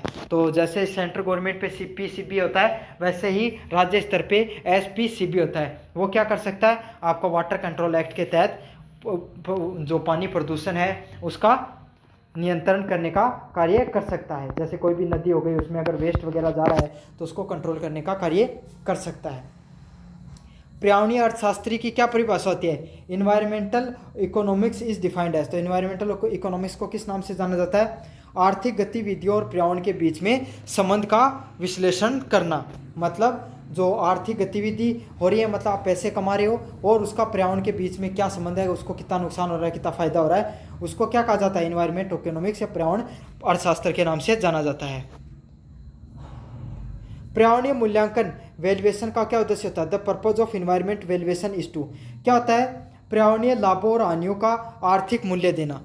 Assign the economics value of environment benefit and cost. तो पर्यावरण के लाभों को और हानियों का आर्थिक मूल्य देना ही क्या कहलाता है? एनवायरनमेंट वैल्यूएशन के नाम से जाना जाता है। जैसे कोई भी मैंने सीमेंट की फैक्ट्री वाला उदाहरण दिया था ना, तो उसमें कितना पर्यावरण को नुकसान हो रहा है और कितना हानि हो रही है, उसके रूप में आप उसको जो गवर्नमेंट को एक ग्रीन टैक्स होता है वो देना पड़ता है, उसी को क्या कहा जाता है, पर्यावरणीय मूल्यांकन के नाम से जाना जाता है। ग्रीन मार्केटिंग में क्या शामिल है, तो ग्रीन मार्केटिंग में क्या शामिल होता है, ऐसे प्रोडक्ट को बेचना जो पर्यावरण के अनुकूल हो। तो जैसा कि आप प्लास्टिक की जगह जूट के बैग का प्रयोग करने लगे, कपड़े के बैग का प्रयोग करने लगे, कोई बायोडिग्रेडेबल प्रोडक्ट का बैग्स का वगैरह का यूज़ करने लगे प्लास्टिक की जगह, तो वही क्या होगा, पर्यावरण अनुकूल उत्पादों की बिक्री में आएगा। क्या ग्रीन मार्केट है वो किससे संबंधित आता है, पर्यावरण से संबंधित जो प्रोडक्ट होते हैं, उत्पाद होते हैं, उनकी बिक्री से संबंधित होता है। 4 नंबर प्रश्न इको लेबलिंग का उदाहरण है। तो इको लेबलिंग का क्या उदाहरण होता है, उदाहरण होता है भारत का इको मार्क स्कीम को लागू करना। इंडियाज इको मार्क स्कीम है, उसको लागू करने किससे संबंधित होता है, इको लेबलिंग से संबंधित होता है। 5 नंबर प्रश्न है पर्यावरण कुंजनेट्स परिकल्पना, ये कैसी क्या कहलाती है, the environment Kuznets curve hypothesis suggest. तो क्या सजेस्ट करती है, प्रदूषण पहले बढ़ता है, फिर आय के स्तर एक स्तर के बाद में घटता है। मतलब पहले प्रदूषण बढ़ेगा, लेकिन बाद में समय के साथ है, जैसे जैसे पैसा बढ़ता चला जाता है, प्रदूषण भी घटता चला जाता है। तो इसी को क्या कहा गया, पर्यावरण कुंजनेट्स परिकल्पना के नाम से जाना गया है। 6 नंबर प्रश्न हरित लेखांकन, ग्रीन काउंटिंग में क्या शामिल होता है, ग्रीन काउंटिंग में क्या शामिल होता है, प्राकृतिक संसाधनों का ह्रास और पर्यावरणीय लागत। तो depletion of natural resources and the environmental cost. तो ग्रीन काउंटिंग में क्या होगा, प्राकृतिक के जो संसाधन है उसका क्या मतलब ऐसे समझ लो, मैंने वो बताया था ना कि क्या बताऊं मैं आपको, किसका उदाहरण देकर बताऊं, वही सीमेंट की फैक्ट्री वाले ले लेते हैं। तो उससे कितना नुकसान हो रहा है एनवायरनमेंट को, प्राकृतिक संसाधनों को। आपने मान लो कि कोई कोयला निकालने की खदान ली, तो उसमें आपने पेड़ों को, बहुत ज़्यादा पेड़ों को काटना पड़ा, या कोई हाईवे बनाया तो इससे पेड़ों वगैरह को काटना पड़ा, तो उससे क्या होगा, जो प्राकृतिक संसाधनों का कितना नुकसान हुआ, कितनी पर्यावरण पे लागत आई, उसी को क्या कहा जाता है, हरित लेखांकन के नाम से जाना जाता है।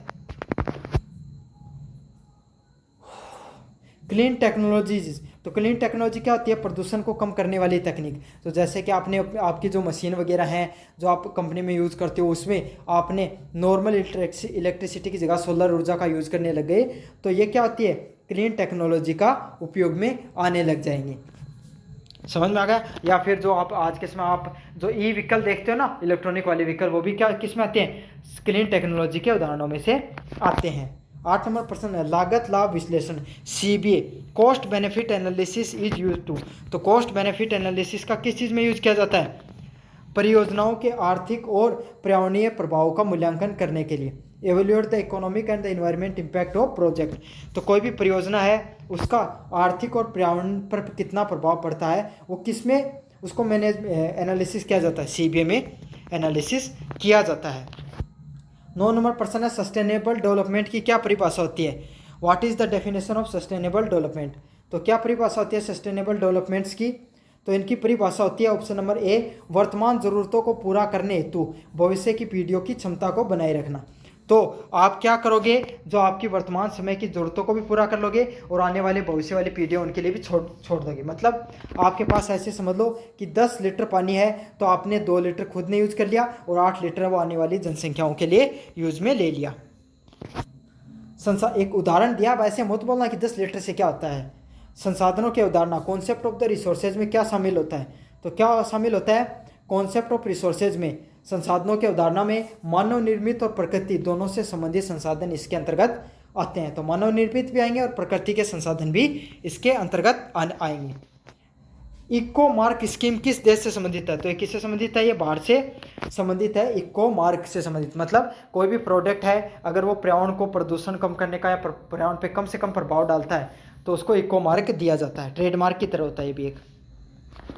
पर्यावरणीय अर्थशास्त्र का दायरा क्या होता है, क्या स्कोप होता है, scope of environment economics includes. तो क्या होता है, प्रदूषण नियंत्रण करना, संसाधन प्रबंधन और नीति विश्लेषण करना। तो जो आपको प्रदूषण उसको नियंत्रण करना, संसाधनों को तथा प्रबंधन का नीति विश्लेषण करना इसके तहत आएगा। तो इसका सही आंसर क्या, ऑप्शन नंबर B होगा। Tragedy of Commons, tragedy of Commons किससे संबंधित है? तो किससे संबंधित होती है? साझा संसाधनों का अति दोहन करना। मतलब आपके पास बहुत संसाधन है, जैसे आपके पास क्या है, आपके गांव में बहुत अच्छा पानी का जल स्तर बहुत ऊंचा, तो सारा गांव अंधाधुंध पानी को व्यर्थ कर रहा है, कोई उसका महत्व नहीं समझ में आ रहा है, तो वही क्या कहलाएगी? ट्रेजेडी ऑफ कॉमन्स आएगी कि आपके पास जो संसाधन है उनका आप बहुत ज़्यादा उपयोग कर रहे हो, अति दोहन कर रहे हो। ग्रीन जीडीपी क्या नापता है? तो ग्रीन जीडीपी किसको नापता है? पर्यावरणीय क्षति को घटाकर सामान्य जीडीपी। मतलब आपने कोई भी फैक्ट्री में, जीडीपी क्या होती है? पूरे देश के द्वारा कितने टोटल प्रोडक्ट्स को उत्पादन किया गया भारत के अंदर। समझ में आ गया आपको? तो नहीं, भारत के अंदर नहीं, कुल भारतीयों के द्वारा। तो उसमें क्या होगा, आपने अगर मान लो कि कोई 10 रुपये का कोई प्रोडक्ट बनाया है, उसमें आपके 10 रुपये की बचत हुई, ये समझ लो, लेकिन उसमें आपने 2 रुपये का पर्यावरण प्रदूषण कर दिया, तो उससे क्या आपकी कुल बचत कितनी होगी? जीडीपी तो 10 रुपये होगी, लेकिन ग्रीन जीडीपी कितनी होगी? 8 रुपये होगी। सतत विकास लक्ष्य एसडीजी कितने प्रकार के होते हैं? तो कितने प्रकार के होते हैं सतत विकास लक्ष्य? 17 प्रकार के टोटल सतत विकास लक्ष्य होते हैं। 16 नंबर प्रश्न है, भारत में इको मार्क स्कीम किस वर्ष लॉन्च की गई थी? तो 1991 में इको मार्क जो स्कीम है उसको लॉन्च किया गया था। फिर से बता देता हूँ, पर्यावरण संरक्षण अधिनियम 1986 के तहत। समझ में आ गया आपको? वायु प्रदूषण अधिनियम 1981 के तहत। अपशिष्ट कचरा अधिनियम किसके तरफ? 1989 में। पानी संरक्षण अधिनियम पानी प्रदूषण संरक्षण पानी प्रदूषण का जो अधिनियम है 1974 में। जैव विविधता संरक्षण अधिनियम 2002 के अंतर्गत। समझ में आ गया आपको सारे अधिनियम? पर्यावरणीय मूल्य, इन्वायरमेंटल वैल्यूज का क्या प्रकार होता है? इन्वायरमेंटल वैल्यूज में क्या आते हैं? उपयोग करना, use, value, existence and value options. Carbon credit किससे संबंधित है? तो किससे संबंधित है? ग्रीन हाउस उत्सर्जन की कमी करना। मतलब जो ग्रीन हाउस गैसें हैं जो हमारे पर्यावरण को ज़्यादा नुकसान पहुंचाती है, उसको कम करना। जैसे आपका क्रेडिट स्कोर होता है ना लोन वगैरह से संबंधित, वैसे ही कार्बन क्रेडिट होता है। इसमें आप कोई भी उद्योग चला रहे हो, उसमें कितना कम कार्बन आप प्रदूषण कर रहे हो, कितना कम प्रदूषण फैला रहे हो, तो वही क्या कहलाता है? कार्बन क्रेडिट के नाम से जाना जाता है। कम से कम कार्बन फुटप्रिंट दोगे तो उसको। नवीनीकरण संसाधन, रिन्यूएबल रिसोर्सेज का क्या उदाहरण है? तो क्या उदाहरण होता है? तो ऐसे संसाधन जिनको आप प्राकृतिक रूप से प्राप्त करते हो और उनको फिर से क्या कर लिया जाता है? प्राप्त किया जा सकता है। तो जैसे नवीनीकरण के क्या उदाहरण होते हैं? सोलर ऊर्जा हो गया, भूतापीय ऊर्जा हो गई, आपकी पवन ऊर्जा हो गई, और गोबर गैस ऊर्जा हो गई। ये सब किसका? नवीनीकरण के। और अनवीनीकरण के कोयला, पेट्रोलियम, नेचुरल गैस हो गई, है ना, ये सब किसके? अनवीनीकरण के उदाहरण हैं। तो इसका सही आंसर क्या होगा? ऑप्शन नंबर सी होगा, सौर ऊर्जा इसका उदाहरण होता है। अगले वाला, सतत विकास का त्रिपक्षीय सिद्धांत क्या है? Triple bottom line is. Triple bottom line क्या होती है? किससे संबंधित होती है? अर्थव्यवस्था, समाज और पर्यावरण का जो संबंध होता है वही ट्रिपल लाइन से संबंधित होता है। तो ये था इन्वायरमेंट मैनेजमेंट से संबंधित आपके सामने प्रश्न। कैसा लगा वीडियो आपको जरूर से कमेंट बॉक्स में बताना। धन्यवाद।